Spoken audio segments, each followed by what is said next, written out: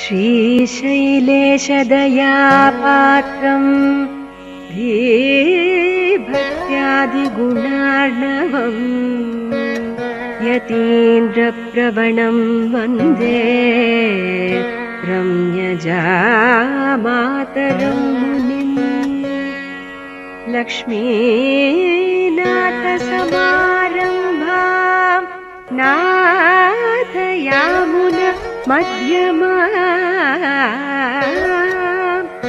अस्मदाचार्यपर्यन्तां वन्दे गुरुपरम्पराम्। यो नित्यमच्युतपदाम्बुजयुग्मरुक्म व्यामोहतस्तदितराणि तृणाय मेने अस्मद्गुरोर्भगवतोऽस्य दयैकसिन्धोः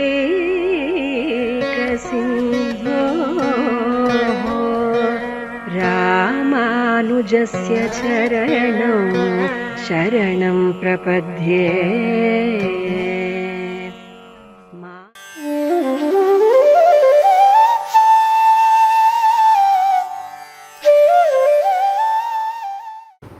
श्रीशैलेशदयापात्रं धीभक्त्यादिगुणार्णवम् यतीन्द्रप्रवणं वन्दे रम्यजामातरं मुनिम्। रम्यजामात्रियोगीन्द्रपादरेखामयं सदा तदा यत्तात्मसत्तादिं रामानुजमुनिं भजे। लक्ष्मीनाथसमारम्भां नाथयामुनमध्यमाम् अस्मदाचार्यपर्यन्तां वन्दे गुरुपरम्पराम्। यो नित्यम् अच्युतपदाम्बुजयुग्मरुक्म व्यामोहतस्तदितराणि तृणाय मेने अस्मद्गुरोर्भगवतोऽस्य दयैकसिन्धोः रामानुजस्य चरणौ शरणं प्रपद्ये। मातापिता युवतयस्तनया विभूतिः सर्वं यदेव नियमेन मदन्वयानाम्। आद्यस्य नः कुलपतेर्मुकुलाभिरामं श्रीमत्तदङ्घ्रीफलं प्रणमामि मूर्ध्ना। भूतं चरश्च महदाह्वयभट्टनाथ श्रीभक्तिसारकुलशेखर योगिवाहान्। भक्तां गिरिरेणुपरकालयतीन्द्रमिश्रान् श्रीमत्पराङ्कुशमुनिं प्रणतोऽस्मि नित्यम्। முன்னை வினயகலம் முன்பிற் குடியமுதன் பொன்னங்கடற்கமல போதிரண்டும் என்னுடைய சென்னை கனியாகச் சேர்த்தினேன் தென்புலத்தார்க்கெண்ணக்கடவுடையேன் யான். நயந்தரு பேரின்பமெல்லாம் பழுகின்றி நன்னினருள்வாள் ஜெயந்தரு கீர்த்தி ராமானுஜமுனிதாளிடமேல் உயர்ந்த குணத்து திருவரங்கத்தமுதோங்கும் அன்பாலியம்பும் கலித்துறை அந்தாதி போதை செஞ்சமே. சொல்லின் தொகை கொண்டு உணதடி போதுக்கு தொண்டு செய்யும் நல்லன்பரேத்தும் உன்னாமம் எல்லாம் எந்த நாவினுள்ளே. அல்லும் பகலும் அமரும்படி நல்கு அருசமயம் வெல்லும் பரமா ராமானுஜா இது என் விண்ணப்பமே. ஸ்ரீமதே ராமானுஜாய நமः. ஸ்ரீமத் பரமஹம்சேத்யாதி எதிவர்ஜமாச்சாரியராக எழுந்தருளியிருக்கும் எதிகிரி எதிராஜஜீய சுவாமிகளுடைய ஆக்ஞையின்படி ராமானுஜ முக்கியந்தாரியில் 26வது பாசனம் முதல் 30வது பாசனம் வரை அடியேன் உபன்யசிக்க வந்துள்ளேன். எம்பெருமானார் திருவரங்கத்தமுதனாரை ஏற்றுக்கொண்ட பின்பு இன்று என்று சொல்லும்படியாக என்றோ போய் சரீர சம்பந்தம் நீங்கி பிறகு பெறக்கூடிய பகவத் குணானுபவம் போல இல்லாமல் இங்கேயே இப்பொழுதே பாகவத குணானுபவமாக ஆச்சாரியனுடைய குணானுபவத்தை பெற்றேன், அதனால் எனக்கு தித்திக்கும்படியாக இருக்கிறது என்று 25வது பாசனத்தில் ஆரம்பித்து அந்த எம்பெருமானார் ஏற்றுக்கொண்டதினாலே எனக்கு தாரக போஷக போக்கியம் அப்படின்னு சொல்லும்படியாக இருக்கக்கூடியது ராமானுஜருடைய திருநாமங்கள். அப்படியே அவரை தஞ்சமாக பற்றி நிற்கக்கூடிய வேளையிலே அமுதனாருக்கு தோன்றியது ராமானுஜருடைய திருவடிகளை பற்றி கொண்டிருக்கக்கூடிய மற்ற ஆச்சாரியர்கள் அவர்களையே மிகவும் பெருமை வாய்ந்தவர்களாக இருக்கக்கூடிய அவர்களை எப்படி இருந்தார்களோ அதையெல்லாம் ஒவ்வொன்றும் அடியேனுக்காகவே அப்படி இருந்து இப்படி மாறினவர்கள்னு சொல்லுகிறார். அதாவது ஆச்சாரியனிடத்தில் ஆச்சாரிய சம்பந்தம் பெறுவதற்கு முன்பு அன்று நான் பிறந்திலேன் அப்படின்னு இருக்கும்படியாக இருக்கிறார்கள். அப்படி பிறந்த பின்பு அவர்கள் ஜாதி அனுஷ்டானங்கள் எந்த குலம் இதெல்லாம் பார்ப்பதே கிடையாது. அதனால அந்த மாதிரி குலம் கோத்திரம் இதெல்லாம் நம்மளுடைய ஸ்ரீ வைஷ்ணவ சித்தாந்தத்தில் கிடையாது. பாகவதன் அன்னைக்கே வேதாந்த ஞானாதிகளை உடையவன் குங்குமம் சுமந்த கழுதையோபாதி என்று சொல்லான் என்பதிலே என்று சொல்லியிருக்கார். அதாவது வேதாந்த ஞானங்கள் எல்லாம் பாகவதனாக இல்லாமல் வெறும் அந்த ஞானத்தை வச்சுருந்தால் குங்குமம் சுமந்த கழுதையோபாதி. அதனால் பொதி சுமந்த கழுதைக்கு தெரியுமா கற்பூர வாசனை, இந்த நாளில் எப்படி சொல்லிக்கிறார், அந்த நாளில் அப்படி வாசனம். அதனால் அப்பேற்பட்ட ஜாதி ஆசிரமங்கள் எல்லாம் இல்லாமல் அந்த பிரம்மாவாக இருந்து போறதை விட இடைச்சியாக பெற்று விடுதல்னு சொல்லும்படியாக பிரம்மாவாக இருந்து இழக்கிறான் பெருமாளுடைய சம்பந்தத்தை, அதுக்கு மேலே இடைச்சியாக இருந்து கிருஷ்ண அனுபவம் பெறுகிறார்கள். அதனால் அப்பேற்பட்ட ஒரு உயர்ந்த இதில் இருக்கும் பொழுது அவர்கள் எந்த பிறப்பால் அவர்கள் யார், அவர்கள் எந்த குலத்தை சேர்ந்தவர்கள், எந்த மாதிரி இருந்தான்றதெல்லாம் நம்ம பார்க்குறதே நம்ம சம்பிரதாயத்தில் கிடையாது. அப்பேற்பட்ட ஒரு உயர்ந்த பிறப்பாக அவர்கள் நமக்காகவே இந்த ஆச்சாரியர்கள் எல்லாம் தேனார்கமல திருமாமகள் கொள்ளன் தானே குருவாகி தன்னருளால் மானிடற்காய் என்னிடத்தை தோன்றுதலால் ஆர்க்கும் அவன் தாழ்மையை உண்ணுவதே சால உருணர் அருளார் பெருமாளை பெருமானார். அதனால் அப்பேற்பட்ட உயர்ந்த ஒரு இதுவாக நமக்கு அந்த ஆச்சாரியர்கள்லாம் நம்மளை போல ஒரு சஜாதியனாக பிறந்து தாழ்ந்த குலத்தில் பிறந்து அல்லது மற்ற விதங்களில் தாழ்ந்து இருந்து இந்த பாகவத ராமானுடைய திருவடி சம்பந்தம் பெற்று ஒரு மேன்மை மிக்கவர்களாக ஆவதற்கு எல்லோருக்கும் தகுதி உடையது. நமக்கெல்லாம் இல்லையே நம்ம நினைக்கக்கூடாதுன்றதுக்காக அந்த ஆச்சாரியர்கள்லாம் இப்படி அவதாரம் பண்ணியிருக்கான்றார். இதனுடைய அர்த்தமே அதுதான். அந்த ஆச்சாரியர்கள் அப்படி அவதாரம் பண்ணதனுடைய காரணமே நமக்காக பிற்காலத்தில் வரக்கூடிய சம்சாரிகள் நீங்கள் எது பிறப்பு எது குலம் அப்படின்லாம் நினச்சிட்டு இழிவாக இருந்துட்டு வருத்தப்படாதீங்கோ, அம்மான் ஆழிக்கிறான் அவன் எவ்விடத்தான் யானார்னு ஆழ்வார் கேட்கிறான் போல நமக்கு அந்த மாதிரி ஒரு இதுவே வேண்டாம்.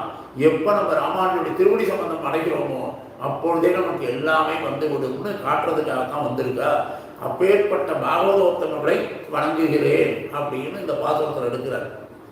திக்குத்த கீர்த்தி ராமானுஜனை எம் செய்வினையாம் மெய்க்குத்தம் நீக்கி விளங்கிய மேகத்தை மேவும் நல்லோர் எக்குத்தவாளர் எதிர்பிறப்பு ஏறியல்வாக நின்னோர் அக்குத்தம் அப்பிறப்பு அவ் இயல்பே நம்மை ஆட்கொள்ளுமே.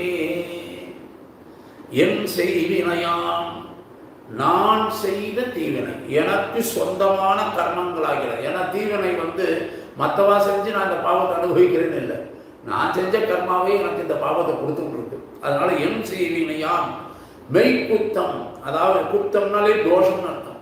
மெய்னா மெய்யாக நிலையாக நிற்கும்படியாக இருக்கக்கூடிய தோஷம், நிலை நிற்கும்படியான தோஷத்தை நீக்கி எனக்கு அதெல்லாம் போக்கடித்து, நம்ம எவ்வளவு குன்றனே குற்றம் செய்யணும் குணம் கொள்ளும் இன்று முதலாக என் நெஞ்சே என்றார் பொய்யாளர்.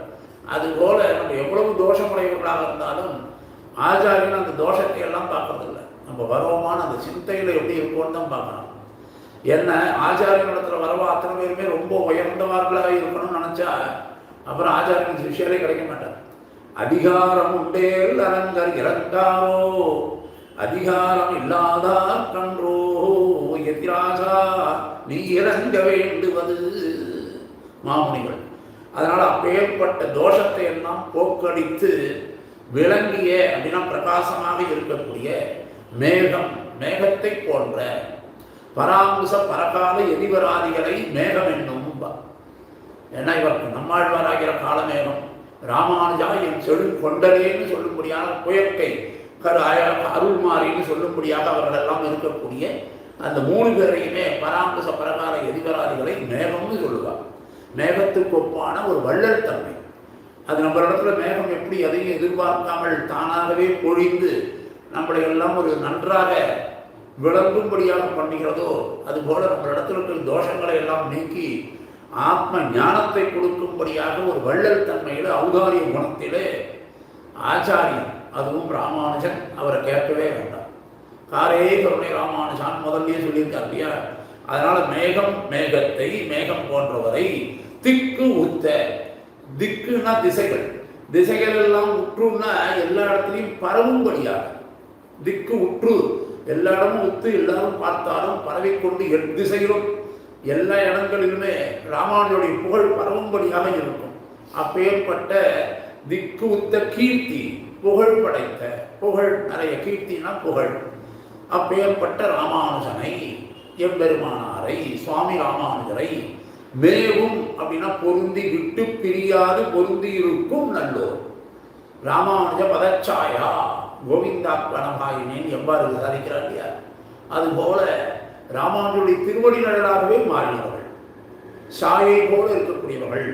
அதனால மேவும் நல்லோர், நல்லவர்கள். எப்புத்தவாளர், அவர்கள் எந்த தோஷத்தை உடையவர்களாக இருந்தாலும் தெரியும். அப்படி மேவின பின்பு அவளுக்கு அந்த தோஷமே வராது. என் அடியார் அது செய்யார், செய்தார்கள் நன்று செய்தார். எப்ப ராமானுடைய கடாட்சம் கொடுத்தோ அப்பவே நம்மளை விட்டு எல்லா கொடியதும் அகன்று விடும். அது எதுவுமே நம்மளுடைய தோஷங்கள்லாம் நம்ம இடத்துல இருக்காது. ஆச்சாரிய கடாட்சம் கொடுத்தனாலே அதுக்கு மேலே வேற எதுவுமே வேண்டாம். அதனால அதுக்கு முன்னாடி இருந்த நிலையில எந்த குற்றத்தை உடையவர்களாக இருந்தாலும், எது பிறப்பு, எந்த பிறப்புல பிறந்திருந்தாலும் சரி, ஏது இயல்பு, இயல்புன்னா விருத்தம்னா நடத்தை, சரித்தம், அந்த மாதிரி ஏது இயல்பு அந்த மாதிரி இருந்தவர்கள் நின்றோர் ராமானுடைய திருவடியை பற்றுவதற்கு முன்பு இருந்தார்களோ அப்படி அர்த்தம்.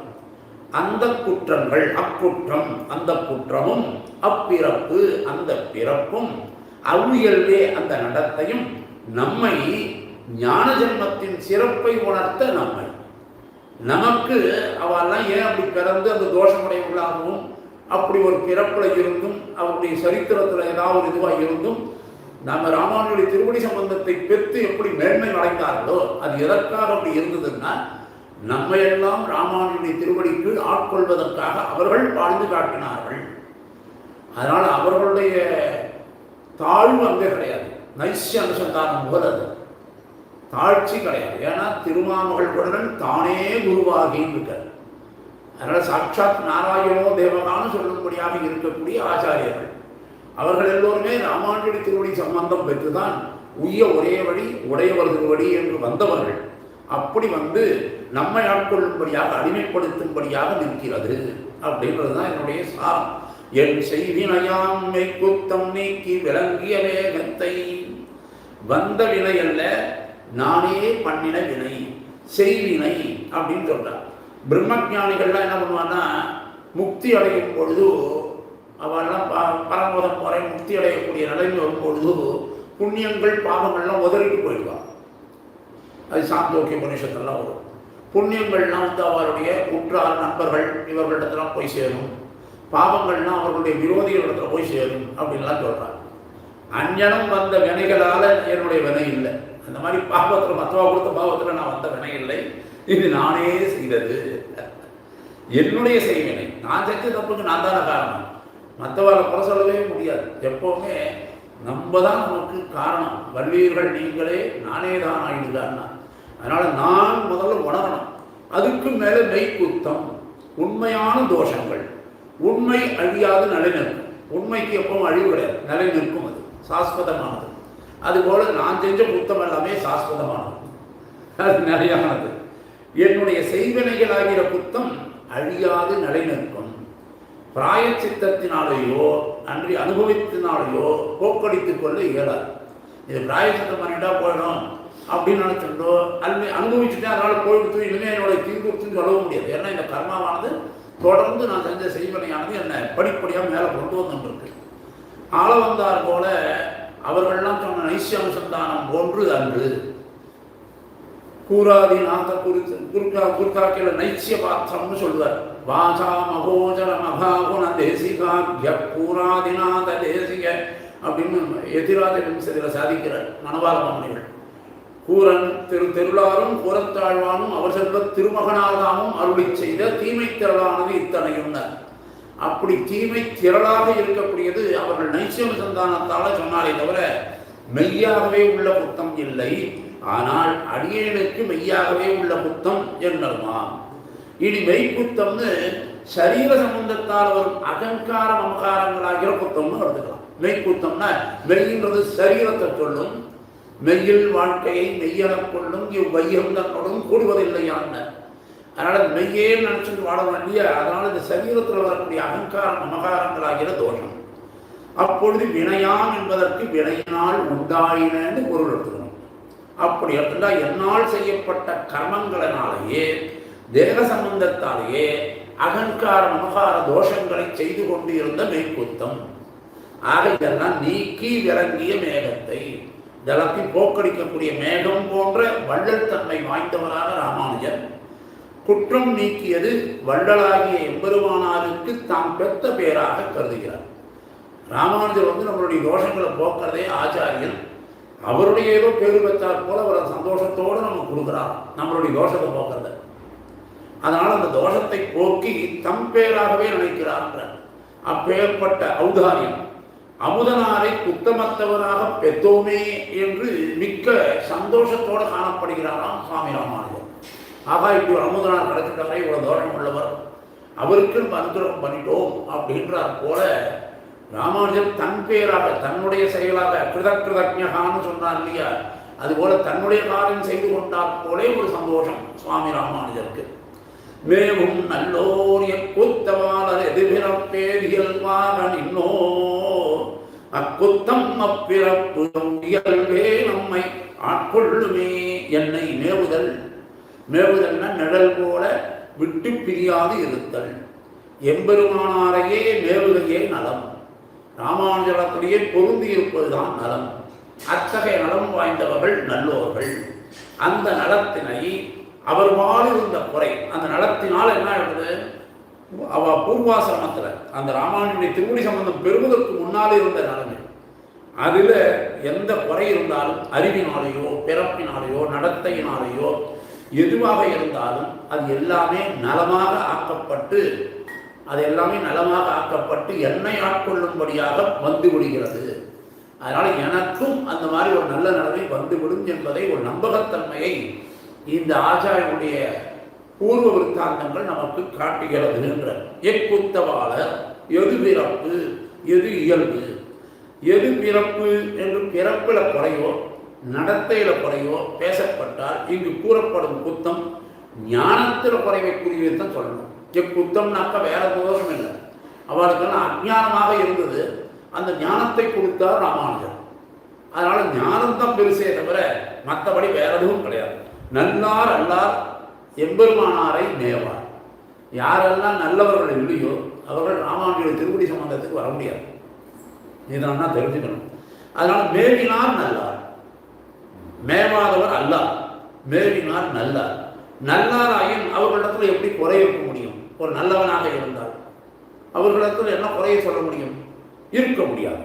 அப்படின்னாக்கா அவர்களிடம் எவ்வாறு காணப்பட்டது அப்படின்னு சந்தேகம் வரும். யத் ஜாதீயோ யாத்ருசோ யத் சுபாவகா பாதச்சாயாம் ஆஸ்ரிதோ யோ மிகோபி தத் ஜாதீயஸ்தாத்ருதஸ்தத்வபாவகா சிருஷ்யத்யேனம் சுந்தரோ வத்சலத்வாத். சுந்தரபாபு புஸ்தகத்தில் சாதிக்கிறார் ஆழ்வான். திருவடி நிழலை, எம்பெருமானுடைய திருவடி நிழலை ஆசிரியக்கக்கூடிய ஒருவன் எந்த ஜாதியைச் சேர்ந்தவனாக இருந்தாலும், எப்படிப்பட்டவனாக இருந்தாலும், என்ன சுபாவமுடையவனாக இருந்தாலும், அந்த ஜாதியைச் சேர்ந்தவனாயும் அப்படிப்பட்டவனாயும் அந்த சுபாவத்தை உடையவனாயும் அமைந்து சர்வேஸ்வரன் வாத்சல்யத்தினால் அவனை அணைத்துக் கொள்கிறான். அவன் எந்த ஜாதியோ அதுக்கு தகுந்த மாதிரி தன்னை மாற்றிக்கான். இப்போ வராகத்தில் இருக்கும் பொழுது மாசு தூத்து கிடந்த பார்மகற்காக அந்த வராகத்தில் மாசுடம்பில் நீர்வாரா மானவிழா பண்ணியான்னு வந்திருந்தார். எந்த குலத்தில் இருந்தால் அந்த தாழ்வு யயாதியுடைய சாபத்தினால் வந்த குலத்தில் எது குல வம்சத்திலேயே கிருஷ்ணனாக பிறக்கணும்னு ஆசைப்படுறான். ஏன்னா அந்த ஜாதியில் தான் அவளுக்கு ஒரு ஏற்றத்தை காட்டணும்னு இடையனாக நிற்கிறான். இடையனும் கடையன்னு சொல்லிக்கிறான் தானே. அங்கேயும் போய் அப்பேற்பட்டவனாக இருக்கக்கூடியவன் அர்த்தம். இழிகுலத்தவராயும் நடத்தை கட்டவராயும் எம்பெருமானாரை மேலி வாழ்வதற்கு உரியவராகலாம். அதனால சுவாமி ராமானுஜத்தில் வரணும்னா எவ்வளவு அறிவுகள் இருந்தாலும் சரி, எவ்வளவு அறிவே இல்லாத ஞான சூன்யமாக பொருள் இல்லாத எண்ணையும் பொருளாக்குறாரு. இப்போ அடியனையும் பேசும்படியா பண்ணுறாரு இல்லையா? அதுதான் அங்கே இருக்கிறது. நான் பார்க்கணும், எனக்கு என்ன தெரியும், ஒன்றும் தெரியாது. ஒன்றும் தெரியாத இருக்கக்கூடிய எண்ணெயே கூப்பிட்டு இப்படி பண்ணணும்னு சொல்லும்படியாக பண்ணுறாருன்னா அதுவும் ஆச்சாரியனுடைய திருவடி கடாட்சத்தினால்தான், வேற எதுவுமே கிடையாது. இழிகுலத்தவர்களாகவும் நடத்தை கட்டவராகவும் இருப்பவர்கள் சுவாமி ராமானுஜரை மேவி வாழ்வதற்கு உரியவர்கள். அதனுக்கு நம்ம போய் திருவடி சேர்வதற்கு தடங்கள் இல்லை. இதெல்லாம் வாத்சல்யத்தால் நம்மை அறிவுறுத்தி வழிப்படுத்துவதனாலேயே அந்த நல்லோர் அறிவு பிறப்பு நடத்தைகளில் இழிவான தன்மைகளை அந்த யாரு ராமானுஜருடைய திருவடி சம்பந்திகளாக வந்த ஆச்சாரியர்கள்லாம் நமக்காக ஏறிட்டு வாழலாம். நம்ம எல்லாரும் பிற்காலத்தில் அவரெல்லாம் வசதியாக இருக்கிற ஆச்சாரியர்கள், ஒரு ஆச்சாரியத்தில் நல்ல மேன்மை மிக்கவர்கள் தான் எப்போவுமே பக்கத்தில் இருக்கணும்னு நினச்சா சிஷ்யர்லாம் எத்தனையோ பேர் தப்பும் தவறும் நடந்துட்டு வந்திருப்பான். பாவம் செஞ்சவா தான் நிறைய பேர் வருவா. பயம் எப்போ வருது? நமக்கு ஏதோ ஒரு தப்பு உணர்ந்ததுக்கு அப்புறம் தான் அந்த ஞானம் பிறக்கும் பொழுது ஆச்சாரிய இடத்துல வந்து நிற்கிறோம். அப்போ ஆச்சாரிய இடத்துல வந்து அத்தனை பேரும் ஞானிகள்னு சொல்ல முடியும். எல்லாரும் தோஷம் உள்ளவாளாக தான் இருப்பாங்க. அந்த தோஷம் உள்ளவாளை கடாட்சிப்பது தான் ஆச்சாரியனுடைய கடமையும் ஆழ்வது. அதை உணர்த்தினவர் ராமானுஜர். அதனால் அவரிடத்துல வந்தவ அத்தனை பேருக்கும் எப்படி நமக்காக அதை பண்ணி காட்டணுன்றதுக்காக தன்னைத்தானே தன் இச்சையால் தாழிட்டுக் கொள்வது போல இவர்களும் நம்மை இந்த கர்மத்தினால இந்நிலைக்கு உட்பட்டவர்கள் இல்லை. நம்ம எல்லாம் கர்மவசத்தால் ஆனவர்கள். ஆனால் அமுதனார் என்ன சொல்றார்? ஈஸ்வரனுடைய எளிமைக்கு அடியார்கள் ஆட்படுவது போல் இவர்களுடைய எளிமைக்கும் அவர் ஆட்படுகிறார். அதை எளிமையா வாழறதுன்றது ஒரு இது. அதுக்கு ஆச்சாரிய ஹிருதயத்தில் ஒரு சூழ்நிலை உண்டு. வம்ச பூமிகளை தரிக்க கீழ்குழம்புக்க வராக கோபாலரை போலே இவரும் நிமக்னரை உயர்த்த தாழ இழிந்தார். யார்? நம்மாழ்வார் சொல்றார். அதாவது ஆச்சாரியத்தில் கூறினபடி யயாதி சாபத்தால் அரசுரிமையை இழந்து போய் இருந்த ஒரு குலமாக ஈர்க்கப்பட்ட யாதவ குலத்தில் அதை கைதூக்கி விடுவதற்காகவே கிருஷ்ணன் கோபாலனாக அவதரித்தான்.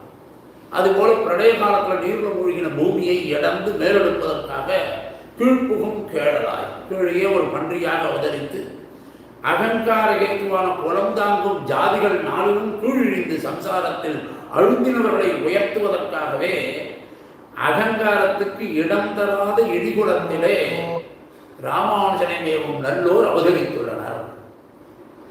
எப்படி நம்மாழ்வார் அவதரித்தது 4வது வர்ணத்தில் வந்து அவதரித்தாரோ, குலந்தாங்கு ஜாதிகள் நாளிலும் கீழிழிந்தேன் காட்டுவதற்காக எப்படி நம்மாழ்வார் அவதாரமோ, அதுபோல ராமானுஜனுடைய அடியார்கள் இடிகுலத்திலே பிறந்தும் மேலும் நல்லோராக அவதரித்துள்ளனர்.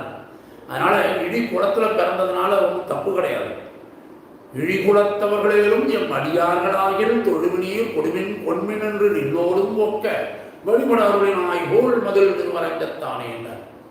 அப்போ அந்த ஜாதியில பிறந்ததுனால அவனுக்கு ஞான விகாசம் இல்லைன்னு சொல்ல முடியாது. உயர்ந்த பிராமணோத்தம குலத்தில் பிறந்திருக்கிறவனுக்கு ஞான சங்கோஷம் இருந்து அவனும் இழியமான செயல்களை செய்வான். அப்படி இருக்கிற வரையும் நம்ம பார்க்கலாம். ஒரு தாழ்ந்த குலத்தில் பிறந்திருந்தாலும் அந்த இழிவான குலத்தொழிலை செய்யாமல் உயர்ந்த ஞானத்தை உடையவனாக வந்திருக்கிறான். ரிஷியெல்லாம் கூட என்ன பண்ணியிருக்கா, தங்களுக்கு ஏதாவது சந்தேகங்கள் வந்தால் அந்த வியாதன், அந்த மாம்சம் விற்கக்கூடிய தர்ம வியாதன் இடத்துல போய் தான் நிற்கிறான்னு சொல்றான். அதெல்லாம் நம்ம பார்க்கணும். அப்போல எத்தனையோ பேர் அந்த மாதிரி விசேஷ அர்த்தங்களை எல்லாம் தாழ்ந்த குலத்தில் இருந்தவர்களாக இருந்தாலும் அவர்கள் மேன்மை மிக்கவர்கள். அப்பேற்பட்ட மேன்மை மிக்கவர்களாக ராமானுஜனை மேவும் நல்லோர் அவதரித்துள்ளனர். இவ்வண்ணமே இப்படியாகவே தன்னுடைய திருட்டை எல்லாம் மறைக்கிறதுக்காக அடியகிடாமை திருடத்தை தெரியாம மாட்டின்னு தவிக்கிறான். யாரு? கண்ணன். தயிர் வெண்ணெய் முதலியவற்றையெல்லாம் திருடணும். கோபியர்களோடு கூடி கூத்தாடலாம். நடத்தை இந்த மாதிரிலாம் இருந்து கண்ணன் காட்டிக்கொள்வது எதுக்குன்னாக்கா, நல்லோரும் அறியாமையும் நடத்தை இல்லாமையும் தங்களிடம் உள்ளனவாக காட்டிக்கொள்கிறார். அதனால சில பேர் வந்து நல்லவர்கள்லாம் கூட இந்த மாதிரி கொஞ்சம் தாழ்ந்து நமக்கு சகஜஸ்திதியில் வந்து நிற்கிறான் சஜாரியனாக. ஆச்சாரியன் நம்மோடு சேர்ந்து ஒரு சஜாரியனாக நம்மோடு அவதரிப்பதற்கு காரணமே நம்மளை அப்படி கொண்டு வந்தால் தான் மானை கொண்டு மானை குடிப்பாரை போலேன்றார் போல, யானையை கொண்டு யானையை குடிப்பாரை போலே இந்த சம்சாரிகளிலே மூழ்கி இருக்கக்கூடியவர்களை சம்சாரத்திலேயே மூழ்கி இருக்கக்கூடிய ஒருவராக பிறந்து ஆச்சாரியன் நமக்கெல்லாம் நல்லது செய்கிறார். அதனால் அப்பேற்பட்ட வராகப் பெருமாள் போன்று மாசுடம்பும் மானவிலாமையும் வாய்ந்து இந்த நல்லோர்கள்லாம் அவதாரம் பண்றார். இஞ்சனம் ராமானுசனை மேவும் நல்லோர்.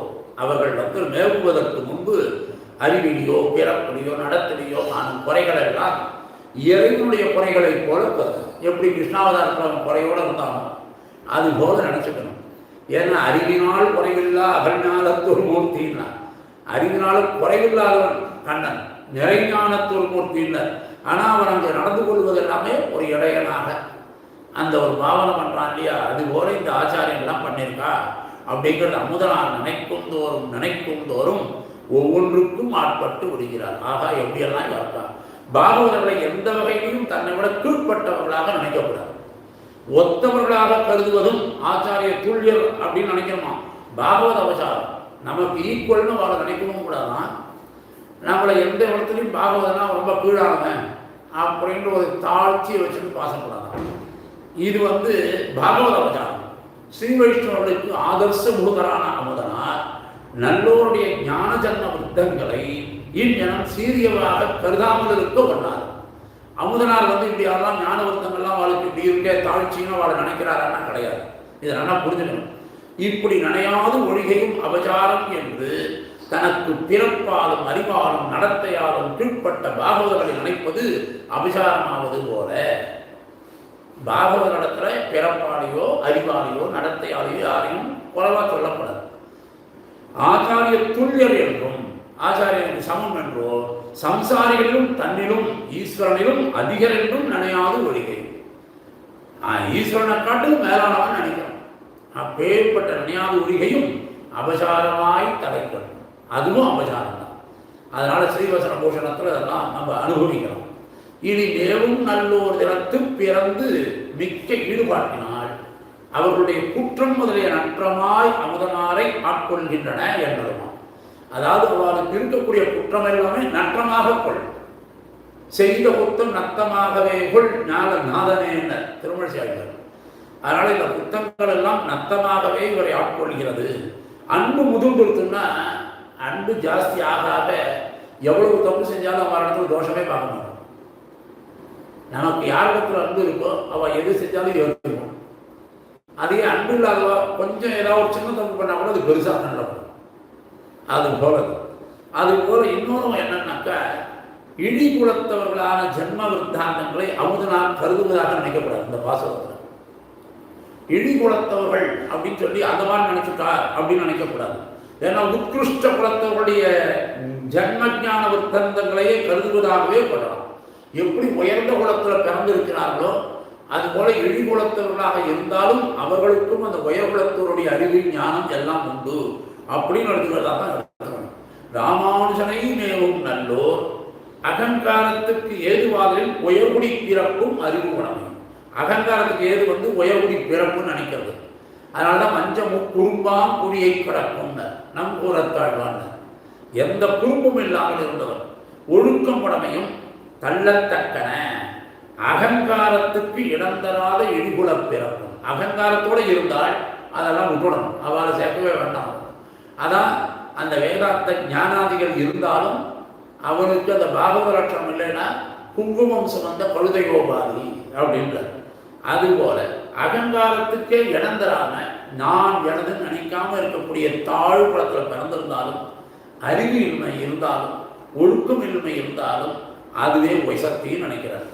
இந்த உருவாவதற்கும் குலத்தாலையும் அறிவாலையும் நாம் உயர்ந்தவன் இருமாந்திருந்த நிலைமைக்கு இப்பொழுது அவர்கள் எழுகி நிற்கின்றனர்.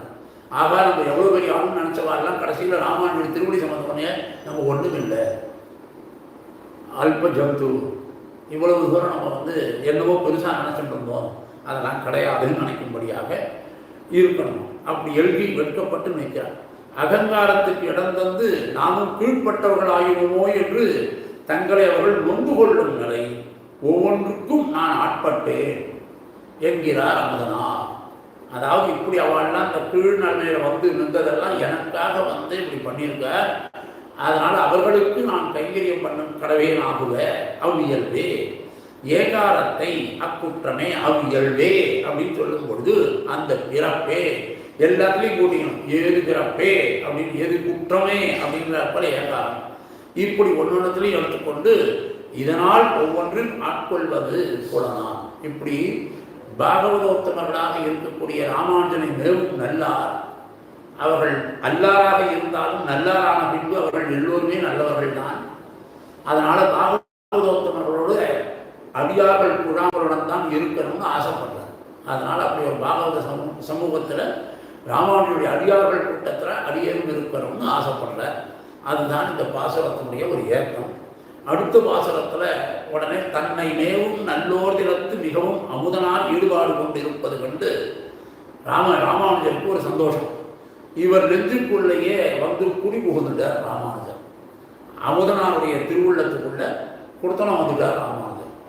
ஏன்னா யாரெல்லாம் ராமானுஜருடைய அடியார்களோ அவர்களையெல்லாம் மிகவும் ஈடுபாடுபட்டு கொண்டாடி கொண்டிருக்கிறாரே அமுதனார்.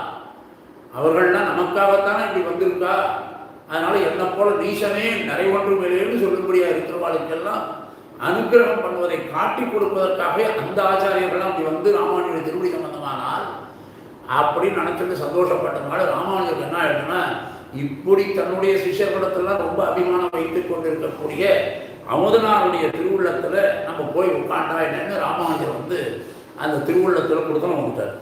அதனால அப்ப அதுக்கு உடனே அமுதனார் நினைக்கிறார், கொடிய பாவியனாக இருக்கக்கூடிய என்னுடைய நெஞ்சில போதுட்டீரே தேவரே, உம்முடைய மகிமை எவ்வளவு பெருசு, நீர் எங்கே நான் எங்கே, நான் எங்கேயோ கீழே இருக்கிறவன், எனக்குள்ளேயும் வந்து வந்து உட்காரணும்னு ஆசைப்பட்டீங்கன்னா இது நன்னா இருக்கா, சுவாமியுடைய பெருமைக்கு தகுமோ அப்படின்னு வருத்தப்பட்டு பாடுறார். அடுத்த பாசுரத்தில் 27வது பாசுரம். கொள்ள குறைவத்திலங்கி கொழுந்து விட்டோங்கியவன் வள்ளல் தனத்தினால் வல்வினையே மனம் நீ புகுந்தாய், வெள்ளை சுடவிடும் உன் பெருமேன்மை கீழுக்கு இதென்று கள்ளுத்திறங்கும் ராமானுஜா என் தனி நெஞ்சமே. ரொம்ப அழகாக கொள்ள குறைவத்திலங்கி ராமானுஜா எம்பெருமானாரே சுவாமியே, கொள்ள குறைவத்து இறங்கி, அதாவது யாரெல்லாம் வேணும்னு நினைக்கிறாளோ வேண்டுவார் வேண்டியதை கொள்ளும்படி. பள்ளல்னாக்கா யார் என்ன கேட்கிறாளோ அதை கொடுத்துடணும், அவள் கேட்கறதுக்கு முன்னாடி எழுதி கொடுக்கணும். அந்த மாதிரி இருக்கக்கூடிய தன்மை குறைவற்று. அதனால இவருக்கு குறைவு கூடாது, அதில் குறைவாகவும் கொடுக்க மாட்டேன், இவர் கொடுக்கறதுனால இவருக்கு குறைவும் படாது. ராமாவுடைய கருணைக்கு, அவருடைய காருண்யத்துக்கு, அவருடைய அனுகிரகத்துக்கு குறைவு ஏற்படாது. அவர் கொடுத்துட்டாருன்னா அதுலேருந்து 1% குறைஞ்சி வருது, இனிமேல் அவர் கடாட்சம் ரொம்ப கம்மியாக மற்றவர்களுக்கு வரும்னு சொல்ல முடியாது, எல்லாருக்கும் வரும். அப்பேற்பட்ட குறைவுபடாமல் இறங்கி அப்படின்னா விளங்கி கொழுந்து விட்டு அது நல்லா புதுமை பெற்று பல பல பல படாமல் எப்போவுமே ராமானுஜனுடைய திருமேனியில் அவரை பார்த்துட்டே இருக்கலாம். பழக்கம் தமர வந்த திருமேனியாக இருந்தாலும் சரி, தாம வந்த திருமேனியாக இருந்தாலும் சரி, தானான திருமேனியாக இருந்தாலும் சரி, அங்கே போய் நின்றுட்டோமானாலே நமக்கு மனசெல்லாம் இதுவாயிடும். அப்பேற்பட்ட கொழுந்து விட்டு கூடிய வளர்ச்சி அடைந்த உன்னுடைய வள்ளல் தன்மை, உன் வள்ளல் தனத்தினால் தேவதையுடைய கொடை தேவம் கொடுக்கறதுல அவரை மாதிரி யாரும் கிடையாது. ராமானுஜர் கொடுக்குற மாதிரி வேற யாரும் கொடுக்க முடியாது. ஏன்னா பெருமாளுக்கும் அவர் தான் கொடுத்தார், நமக்கும் கொடுக்குறார். அதனால தான் கொடை வள்ளல்னு அவர் தான், அவர் வேற யாரும் கிடையாது. ஏன்னா அவரை கொடுத்ததும் எம்பெருமான் கொடுத்திருந்தா கூட பெருமாளுக்கும் ஒரு வாழ்வு கொடுத்தவர் அவர் தான். ஏன்னா தென்னரங்கர் செல்வமுத்தும் திருந்தி வைத்தான் வாழிகைன்னு அவருக்கு வாழித்தனாமத்தில் வரும். அதனால அப்பேற்பட்டவராக இருப்பதனால அவர் கரக்கிரக விசக்ஷமோ ஜெயத்து லக்ஷ்மணோயம் முனிகின்ற வேதாந்த தேசியம் 38வது ஸ்லோகத்தில் எதிராஜ சப்ததியில் அப்படி புத்ருஷ்டி குகனா முகேன நிபததகா பரபிரம்மண கரக்கிரக விசக்ஷமோ ஜெயத்து லக்ஷ்மணோயம் முனிகி, அவன் வந்து பெருமாளுக்கே கையை பிடிச்சி தூக்கி விட்டார்னு சொல்றார். அப்படி அப்பேற்பட்ட வள்ளல் தன்மை உடையவர். அதனால்தான் லீலா விபூதியும் நித்திய விபூதியும் உடையவராக இருக்கிறார்.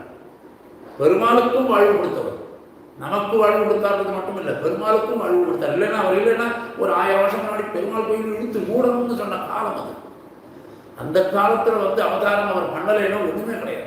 இன்னைக்கு அப்பேற்பட்ட வள்ளல் தனத்தினால் வல்வினையே பெரும்பாவியாக இருக்கக்கூடிய அடியே என்னுடைய மனம், நானே வல்வினை, வன்மை மிகுந்த வினைகள் நிறைய செஞ்சவன். என்னுடைய மனசுல நெஞ்சிலே நீ புகுந்தாய்.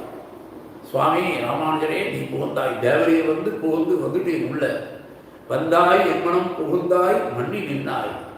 நீ வந்து உள்ள உட்காந்துட்ட, நான் என்ன பண்ண முடியும்? அதனால இது புகுந்த, இது வெள்ளை. வெள்ளைன்னா தூயதுன்னு அர்த்தம். வெள்ளை சுடர்விடும்னாக்க வெள்ளைன்னா வெளுத்தது, தூய்மையானது. இந்த வெள்ளையா இருக்குன்னா நல்ல அழகா இருக்கு, நல்லா தூய்மையா இருக்கு. வெளுத்து இருக்குன்னாக்க பல பலன்னு இருக்குன்னு அர்த்தம். ஒரு கரை கிடையாது. அப்பேற்பட்டதாக இருக்கக்கூடிய வெள்ளை சுடர்விடும், சுடர்விடும் பிரகாசிக்கக்கூடியதாக இருக்கக்கூடிய உன் பெருமைக்கு தேவரையுடைய அளவு கடந்த பிரபாவம், ராமானுஜனுடைய பிரபாவம் அளவு கடந்தது. இது இவ்வளவுதான் சொல்ல முடியாது. நம்ம சொல்றதுக்குள்ள அவருடைய பெருமையை சுருக்கிக்கிறார். அவ்வளவுதானே தவிர ராமானுஜரை எல்லாரும் கரகண்டட முடியாது. அப்பேற்பட்ட ஆதிசேஷனுடைய அவதாரமாச்சது.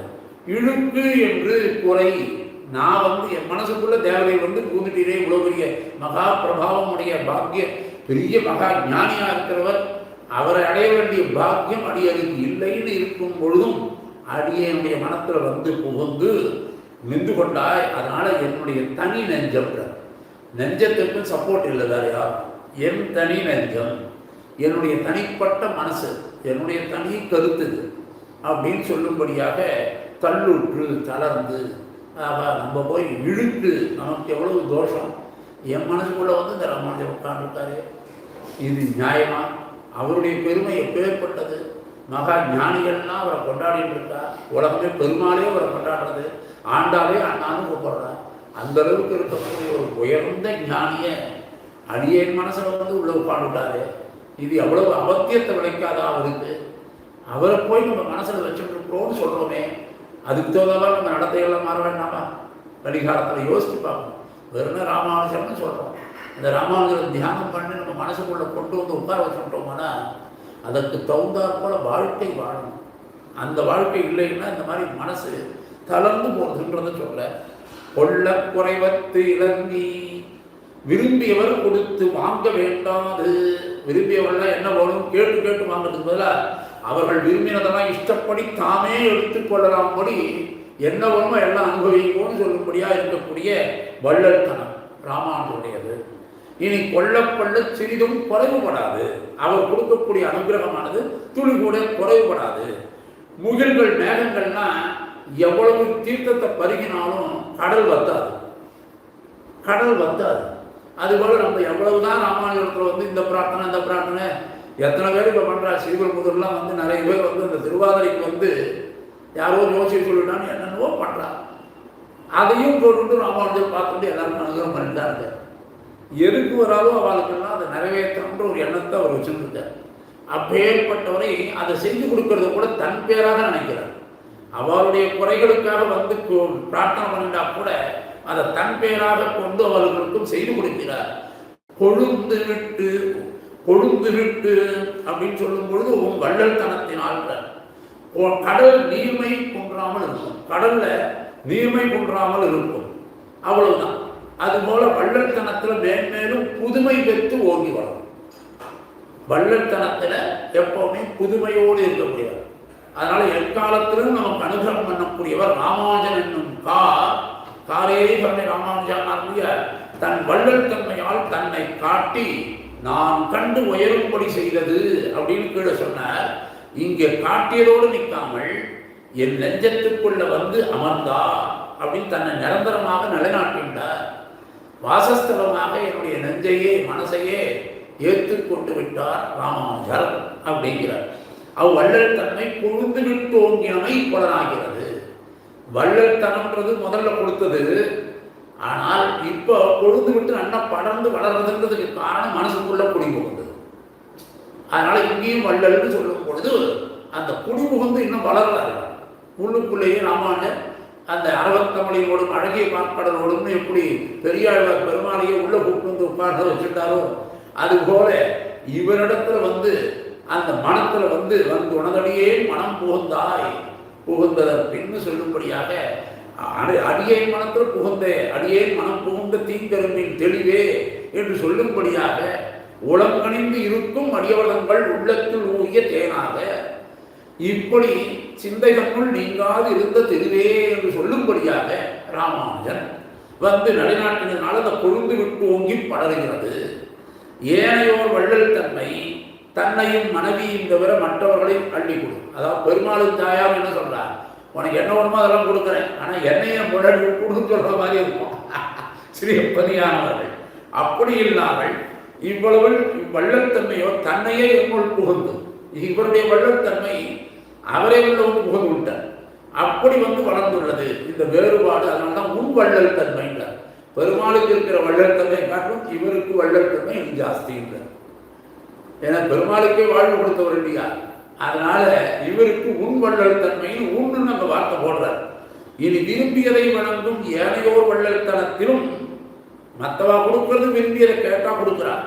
ஆனா வேறுபாடு தோற்ற நமக்கு கேட்கறதுக்கு முன்னாடியே கொடுக்கக்கூடியவராக ஆச்சாரியர்களாக, ஐயோ இந்த ஆத்மாண்டி போதே அப்படின்னு ஒரு வருத்தம் வந்து ஆச்சாரியன் வந்து நம்மளை பார்த்து நம்மளெல்லாம் கரையேற்றக்கூடிய தன்மை அவர்களிடத்துல தான் அதிகம்.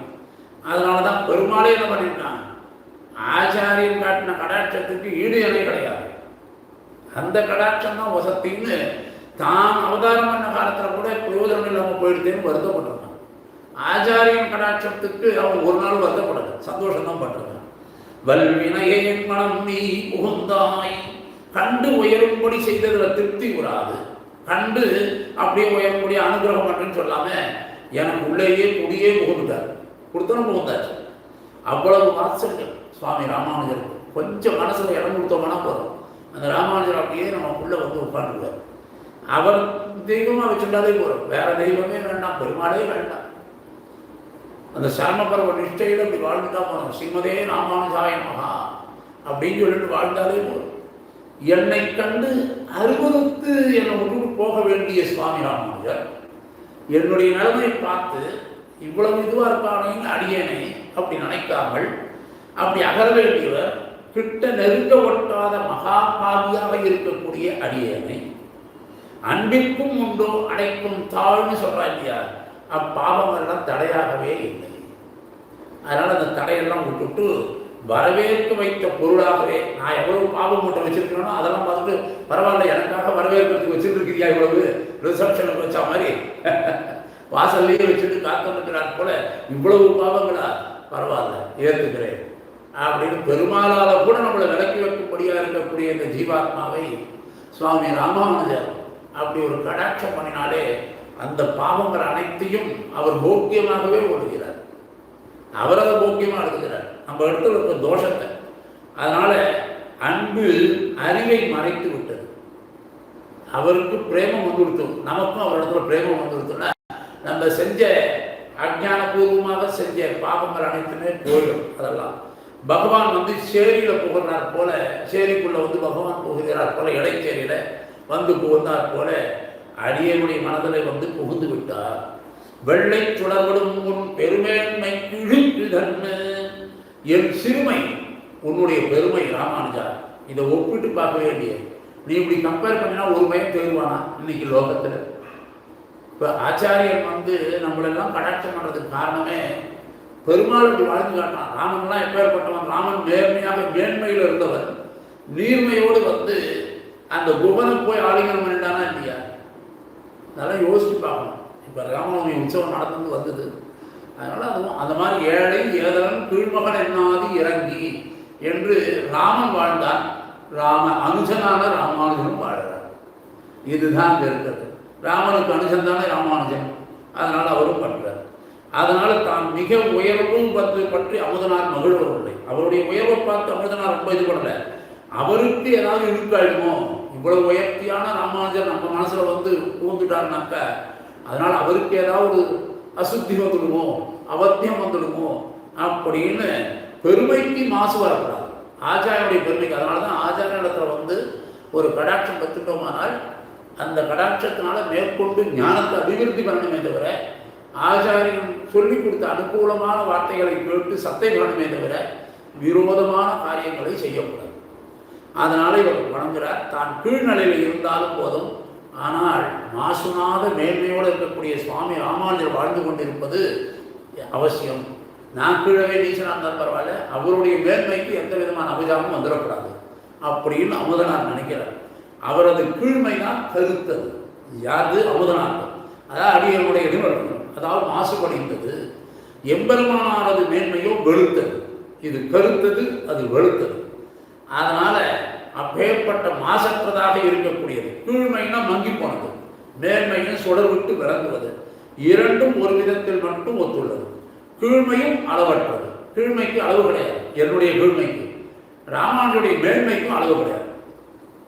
எப்படி அபராத சக்கரவர்த்தின்னு சொல்லிக்கிறாரோ தேசிகன், அது போல அபராதங்கள்ல நான் சக்கரவர்த்தின்னு சொன்னார் போல இங்கே கருணா சக்கரவர்த்தியாக அவர் இருந்தாலும் அபராத சக்கரவர்த்தியாக நானும் ஈக்குவலா இருக்கேன்னு சொல்லுகிறார் போல அந்த அளவுபடாமல் இருக்கக்கூடியதாக ரெண்டு பேரும் இருக்கு. மேட்டிலிருந்து படுபள்ளத்தில் இறங்கினால் மாசுபடியாதா? மேன்மையாக இருக்கக்கூடிய ராமானுஜன் இந்த பள்ளத்துல வந்து அடியனுடைய மனசுல போகணுமா? மங்கி விடாதா அப்படின்னு பெரும் மேன்மைக்கு பயப்படுறார் அமுதனார். அறவே பாவமற்றவர் மகா பாவியனுடைய ஆத்துல போய் தங்கினால் மதிப்பை எழுத மாட்டாரா? இந்த மாதிரி நீசநாத்துக்கு போயிட்டாரேன்னு யாராவது சொன்னா என்ன பண்றது அப்படின்னு ஆச்சாரியன் அந்த நினைப்பு இல்லாமல் வந்து சேர்ற ஒரு சிஷ்யன் ஒரு அடியான் இருக்கிறான்னா அவர் எதையுமே பார்க்க மாட்டார், ஆத்மாவை தான் பார்க்கிறார். அப்படி ஆத்ம குணங்கள் தான் ஆச்சாரியன் சிச்சன் ஆவுயிரை நோக்கும் அவன் தேசாரும் சிச்சன் அவன் சீர்வடி வைனர் ஆசையுடன் நோக்கும் அவன் என்னும்.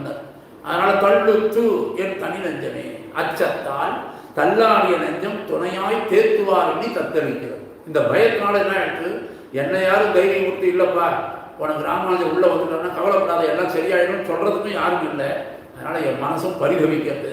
தாமே வந்து வல்வனையை லட்சியம் செய்யாது போதுட்டார்.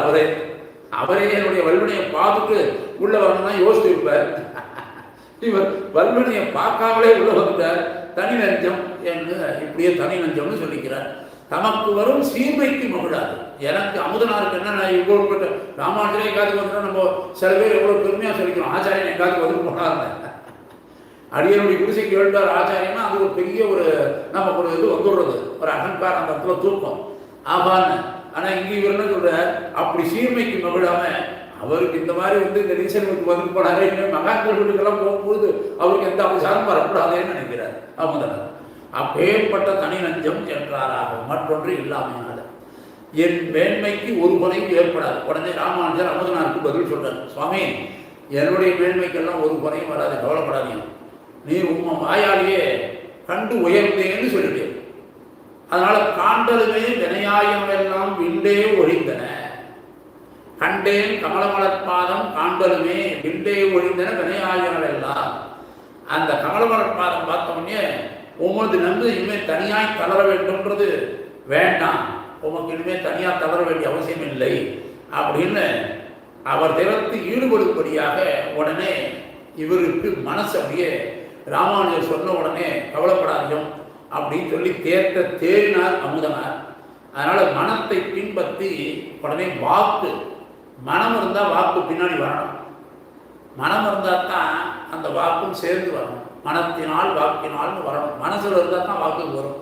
அதனால வாக்குனால என்ன பண்ற, அவருடைய வாயால துதி பாடி ராமானுஜர் இடத்துல மனசை பறிகொடுத்ததுனால மனசுக்குள்ள ராமானுஜர் முடிவு வந்து அதனால வாக்குகளையும் அதனுடைய ஸ்தோத்திரங்கள் ராமானுஜனை பற்றி ரொம்ப அழகாக சாதிக்கிறார். அடுத்த வாசகத்தில் 28 நெஞ்சில் கரை கொண்ட கஞ்சனை காய்ந்த நிமலன் நங்கள் வஞ்சி திருவடி பின்னைதன் காதலன் பாதம் நன்னா வஞ்சற்கரிய ராமானுஜன் புகழன்னை என்வாய் கொஞ்சி பரவகில்லாத என்ன வாழ்வு இன்னு கூடியதே. என்ன மாதிரி வாழ்க்கை எனக்கு வந்திருக்கு நெஞ்சில் அப்படின்னா, நெஞ்சில்னா இதயத்திலே. நான் இங்கே 2 பேரை சொல்றாரு. ஒன்று கஞ்சனைன்னு சொன்னது கம்சனை பற்றி சொல்றாரு. நெஞ்சில் கரை கொண்டா, இதயத்திலே கரை கொண்ட. கரைனா அதுக்கு நிறைய அர்த்தங்கள் உண்டு. சீற்றத்தை உடையான அர்த்தம். கரையினாலே ஒரு அழுக்கு. இப்போ ஒரு நல்ல வெள்ளை வேஷ்டி இருக்கு, அது நம்ம கட்டிட்டு போகிறோம், எங்கேயா போய் உட்காந்துட்டு அப்படி எழுந்து போகிறோம், என்ன சுவாமி கரைப்பட்டிருக்கேன்பா. அந்த வெள்ளையில் ஒரு கரைனா இழுக்குன்னு அர்த்தம். அதுபோல அந்த கம்சனிடத்துல தோஷங்கள் நிறைய உண்டு.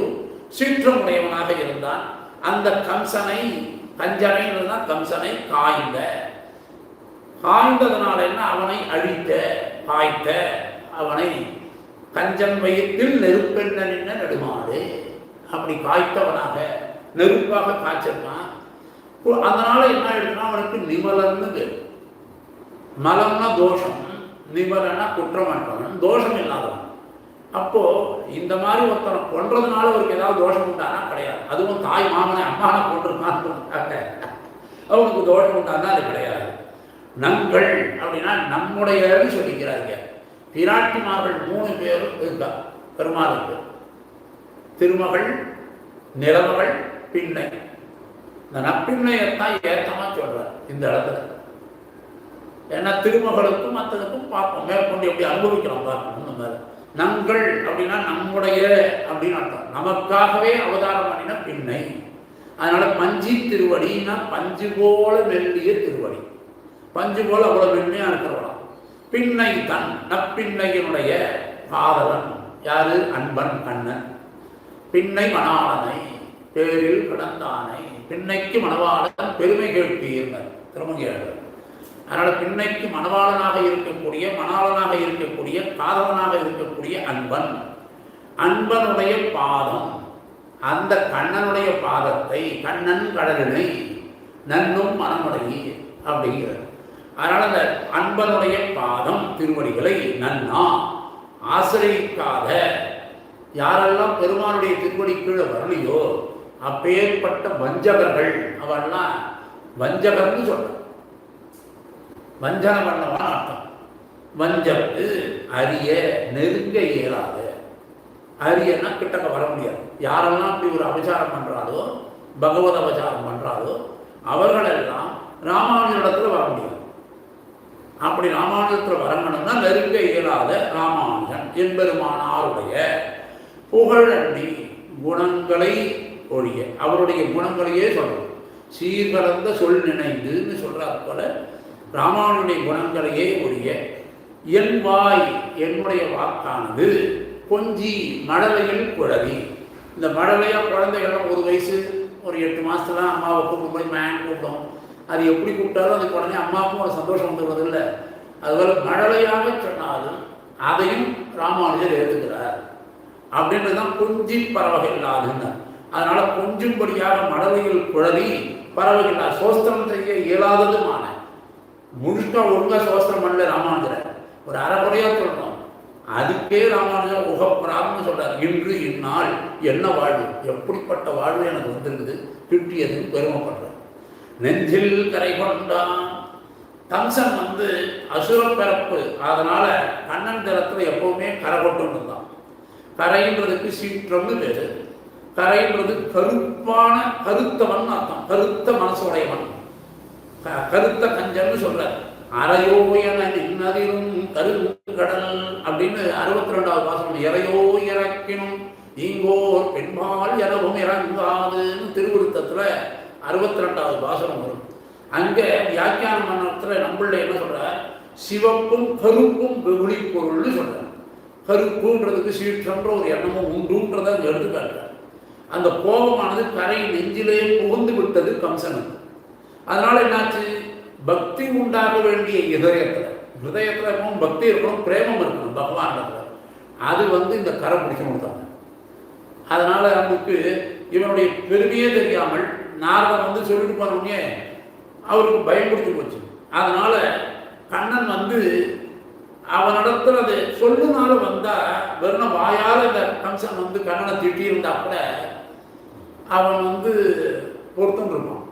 ஏன்னா வைத்து நின்னை வல்லவா பழித்தவர்க்கும் ஆறில் போர் செய்து நின்று சத்ததியில் வந்தவர்க்கும் உன்னை எய்தலாகும் என்பராதனால் என் மாயன் ஆயினேன் செய்த புத்தம் நத்தமாகவே கொள் ஞானநாதனே.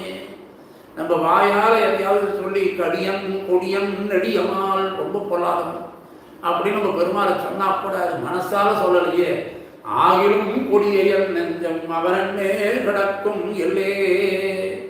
அதனால வாயால சொல்லிட்டு விரதம் இருந்திருந்தா பெருமாள் சிசுபாலனுக்கு எப்படி அனுகிரகம் பண்ணாலும் அது மாதிரி பண்ணியிருப்பான். இவனுக்கு எப்படி இருக்குன்னா, தீய முந்தி கஞ்சன் உண்மையில் சினமுடையம் சோர்வு பார்த்து. தீய புந்தி, புத்தி கெட்டு போச்சு, மனசு கெட்டு போகக்கூடாது. அதனாலதான் கம்சனுக்கு கருத்தளவு உட்புக்கு ஆராய்ந்து.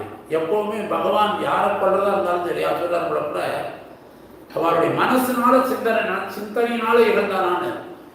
அளந்திட்ட தூணை அவன் கட்டாங்கே வளர்ந்திட்டு வாழுகிற் சிங்க உருவாய் உளந்தொட்டு இரணியன் உன்மார் பாதம் உளந்தொட்டு உன்னை சிந்தையினால் இகழ்ந்த இரணிய நகல் மார்பம் கீழ்ந்தா என் உன்னை கோளறியே ஆழ்வார் கேட்கிறார். அதனால தீய முந்தி கஞ்சன்னு சொன்னதுனால அப்படி ஒரு இதுவா இருந்தால் அவனுக்கு வேற வழி இல்லாதனால கண்ணன் காய்ந்து விடுகிறான். இதையே பொய்யா வேஷம் போட்டு கையார் சக்கரத்தில் ஆரம்பிக்கும் பொழுது 5ஆம் பத்துல கையார் சக்கரத்தின் கருமானைக்கமே என்ன பொய்யே கைமை சொல்லி புறமே புறமே ஆடி மெய்யே தொழிந்தே என் விதிவாய்க்கின்னு காப்பாரா ஐயோ கண்ணபிரான் அறையோ இதை போனாதே. நான் வெறும் பொய்யா வாய்கள் ஏதோ நாம சங்கீதம் அவள் சொல்றேன், நானும் கோவிந்தா கோபாலான்னு சொல்லிட்டு வந்தேன். ஏதோ சொல்லிட்டு அதுக்கும் பெருமாள் வந்து அனுக்கிற மாட்டான். நான் வெறும் ஒப்புக்கு தான் சொன்னேன். அதாவது பசுத்தோல் போத்தின்னு வந்தா அப்படி அந்த திருப்பாவை ஆகிற தோலை போத்தின்னு வந்தாலே அந்த 30 வாசகத்தை சொல்லாமல் இருந்தா கூட அனுகிரகம் பண்ணிடுறான். திருப்பாவைக்காக வந்துட்டானே அவன் காத்தாலே. அதுபோல அப்படி ஒரு சொல்லளவில் கரை கண்டு கைவிடாது. வாயால ஏதோ ஒரு தோஷம் இருக்கு அப்படின்னு நினைக்காம பார்க்கறான். பெருமாள் நெஞ்சில கொள்ளாமல் சோதித்து தான் அவன் மனசுக்குள்ள என்ன நினைக்கிறான்றதை பார்த்து தான் கண்ணன் காய்ந்து விடுகிறான். கை கொள்ளும் இடத்துக்கு கழுத்துக்கு மேலேயும் அமையும். கழுத்துக்கு மேலே ஒரு வார்த்தை சொல்றோம் நம்ம வாயால, அதுக்கெல்லாம் வாய்ப்பங்கள் போட்டாலும் அதையும் பெருமாள் ஏற்றுக்கிறான். ஆனால் கைவிடும் இடத்துல அவன் நம்மளை கைவிடணும்னு நினைச்சினான்னா அகவாயில உள்ளிருந்து என்ன வந்துருக்கு அப்படிங்கிறத செக் பண்ணலாம். இவன் மனசாலையும் அயோக்கியன்னு தெரிஞ்சா தீங்கி நினைந்த கருத்தை பிழைப்பித்து கஞ்சன் வயத்தில் நெருப்பெண்ணன் என்ன நடுமாள் உன்னை சிந்தையினால் இழந்தான் சொல்லும்படியாக அப்படி இந்த கரை தோஷம், அந்த தோஷம் இருக்கக்கூடாது. தோஷம் என்னதுன்னு குறிப்பிட்டு சொல்ல இயலாமையாலே பொதுப்பட தோஷம் நடத்தும். அதனால கரை அப்படின்னு சொல்லும்போது தோஷம். ஆண்டாலும் தீங்கு என்ன தீங்குன்னு சொல்லலை, தீங்கு நினைந்தேன்னு தான் சொன்னார். திருப்பாவையில பார்க்கணும், என்ன தீங்குன்னு சொல்லலை. ஆக பொதுவான தோஷம். கஞ்சன் என்பது சிதைவு. நாய் கம்சன்றதுதான் கம்சன், கஞ்சன் வந்திருக்கு. நாய்க்குடலுக்கு நறுமை தாங்காதே போலே. தன்னுடைய ஆத்திலேயே வந்து அவதரிச்சிருக்கான் கண்ணன் தன்னுடைய தங்கைக்கு தேவகைக்கு. அதை பார்த்து அனுபவிக்க கொடுத்து வைக்கல இவனுக்கு. அதனால கண்ணன் ஆய்க்குளம் போகும்படி அழுத்து.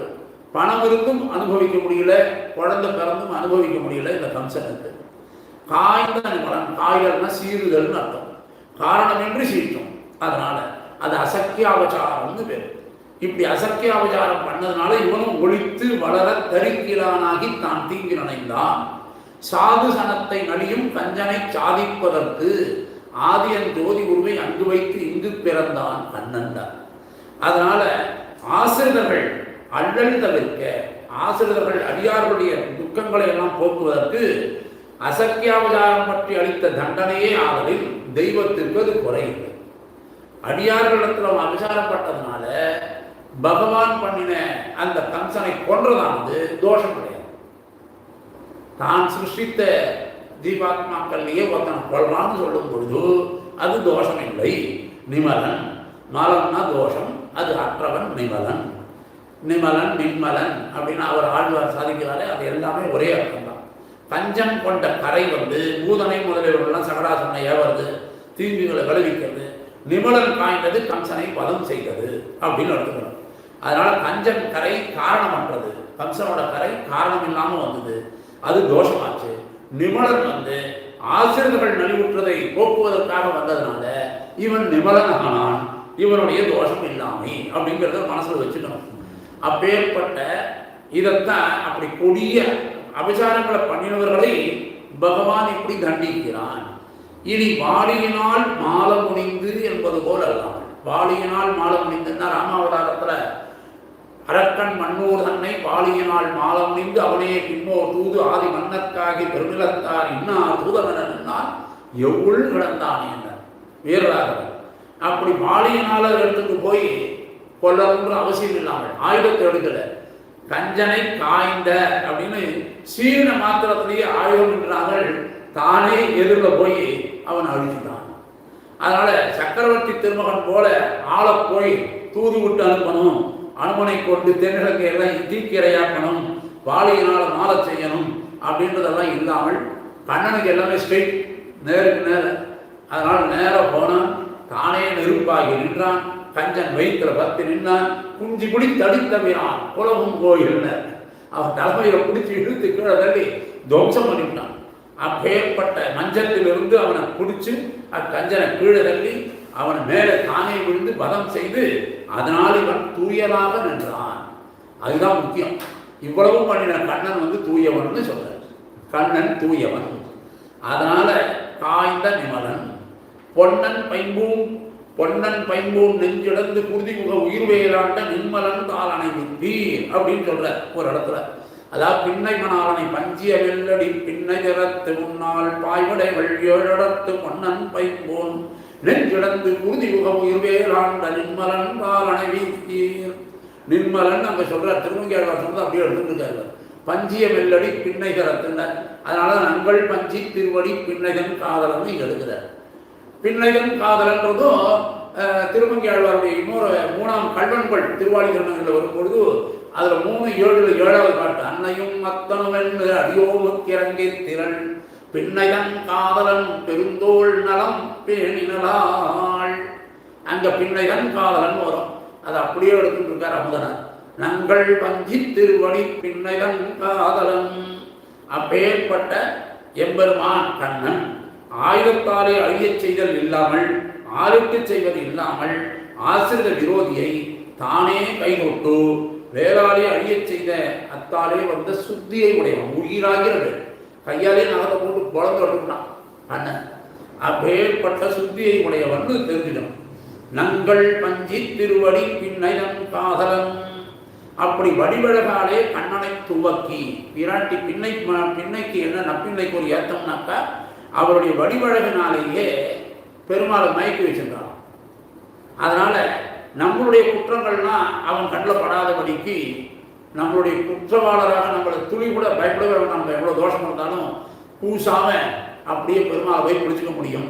அதனால தான் தன் அபிமானத்தை காட்டுறதுனால்தான் நங்கள் பின்னைன்றது. நம்ம இவ்வளோ தோஷம் இருந்தாலும் இறைவனுக்கு 3 தேவிமார்கள்னு சொன்னேன் இல்லையா? அதில் ஸ்ரீதேவி என்ன பண்ணுறா, இறைவனோட இந்த 3 பேருமே பெருமாளோட நம்மளெல்லாம் சேர்த்து வைக்கிறவா. அதில் ஸ்ரீதேவி என்ன பண்ணுவான்னா, இந்த லோகத்தில் தப்பு செய்யாதவா யார் இருக்கா, எல்லாருமே இருப்பா, அதனால ஏற்றுக்கோங்கன்னு சொல்லி ஒரு சிபாரிசு பண்ணுறவளாக ஸ்ரீதேவி இருக்கா. அதுக்கு கோபமே வரக்கூடாதுன்னு பொறுமையை கடைப்பிடிக்கிறவங்க பூமாதேவி. நீ அடியாளர்களிடத்துல எந்த அபசாரமும் வந்துடக்கூடாது, நீ இப்படி போகக்கூடாத அப்படின்றதுக்கு பூமாலட்சுமியானவள் அவன் அப்படியே பொறுமையை கடைப்பிடிக்கணும் அவனுக்கு உபதேசம் பண்ணுறான். இது 2 பேரும் அப்படி இருக்கா. அதனால காண்பதும் பொறுப்பதும் இருக்கு. எனத்துக்கு அவன் இடத்துல குத்தம் பார்க்காதேன்னு சொல்றா அந்த முன்னாடி. இவன் பொறுமையா இருந்துக்கோன்றா. இந்த காண்பதும் பொறுப்பதெல்லாம் வேண்டாம். இவன் கண் இருந்தா தானே இவன் பார்த்துட்டு இருக்கிறான்டி. இவன் கண் இருந்தா தானே பார்க்கறான். அது அடியாருடைய குத்தத்தை பெருமாள். அதனால இந்த கண்ணையே பார்க்க கூடாதபடி பண்ணா என்ன அப்படின்னு நினைக்கிறவதான் நம்பில்லை. அதனால அவன் என்ன பண்றா, வேதாந்த தேசிகன் பொதுவாக தயாசதகத்தில் சாதிப்பார் இல்லையா, நிசாமயத்துமாம் நீளா யத்போக படலை துருவம் பாவிதம் ஸ்ரீனிவாசஸ்ய பக்த தோஷேஷு வதர்சனம் அப்படிங்கிற அந்த நப்பின்னை பிராட்டி. அதனால தான் பெருமாளுக்கு அந்த திருமணம் போட்டே கண்ணை மறைச்சு விடுறான். ஸ்ரீனிவாசனுக்கு அந்த திருமணம் காப்பே கண்ணை மறைச்சிடும். வியாழக்கிழமை ஒரு நாள் தான் நேத்திர தரிசனம்னு அன்னைக்கு போகிறோம்னா நம்ம தப்பெல்லாம் இருக்கணும். அதனால ரொம்ப ஜாக்கிரதையாக போகணும். மிச்ச நாள்லாம் போனால் திருமணாலே மறைச்சி விட்டாத நப்பின்னை பிராட்டி. அதனால என்ன பண்ணுறான்னா, அவனுக்கு ஒரு தோஷத்தை, அதாவது இந்த சாலேஸ்வரன் சொல்கிறாடியா வயசாகிடுச்சுன்னா அந்த வெள்ளெழுத்து விடுறதுன்னு, அது போல அவனை மயக்கி தன்னுடைய அழகால வரவா அத்தனை பேருடைய தோஷத்தை பார்க்கக்கூடாதா வரவான்னு தன்னுடைய கண்ட்ரோல்லையே வச்சு விட்டான். அதனால அவனுக்கு பார்க்கறதே தோஷத்தையே பார்க்காம இருக்கான் சீனிவாசன். அதனால தான் அங்கே தோஷமாகவே இருக்கும் எல்லாமே. நம்ம நினைப்போம் ரொம்ப ஆச்சார அனுஷ்டானத்தோட பரவாயில்லாம், ஐயோ இவ்வளோ தோஷங்கள் இருக்கேன்னு. அங்கே ஒரு தோஷமும் கிடையாது. எல்லாம் வேடுமுறை வேங்கடம் அப்படிங்கிறார் போல.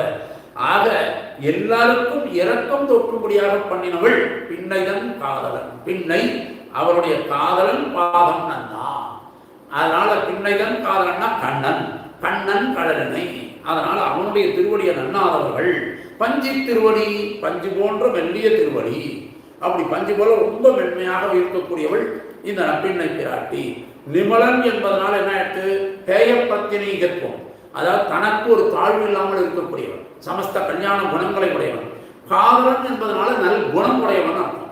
நல்ல குணங்கள்லாம் பேசப்படுறது. பகை கழிதம், பகையெல்லாம் போயிடும், நல்ல நலங்கள் கொடுப்பதுமாக இருக்கக்கூடியவன் என்பதுமான். சாது சனத்தை நலியும் கஞ்சனை சாதிப்பதற்கு இங்கு பிறந்ததும் பின்னோர்கள் தூபம் தரா நிற்க ஓர் மாயினால் ஈட்டியவனை ஒடுவண்ண போந்திமிலேத்து வன்போன் கோட்டிடையாடினை கோத்து அடலாயுதம் கொம்பினுக்கே என்று வல்லானாய தலைவனாய் வந்ததும் இதுக்காகத்தான் இப்படி பண்ணியிருக்கான் கண்ணன். அப்பேற்பட்ட அவனுடைய பாதம் நன்னா வஞ்சக்கரிய ராமானுஜன். ராமானுஜனாலும் கண்ணன்னாலும் ஒன்றுதான். ரெண்டு பேர் ராமானுஜன் கண்ணனுக்கு ஒரு திருநாமம் உண்டு. சமிதோதாய சங்கரகான்னு எதிராஜ சப்தத்தில் தேசிகன் சாதிப்பார். அதுபோல கல் நெஞ்சினராய் கண்ணனுக்கே உரிய தம்மை தமக்கே உரியராக மாறுபடக்கூடும்.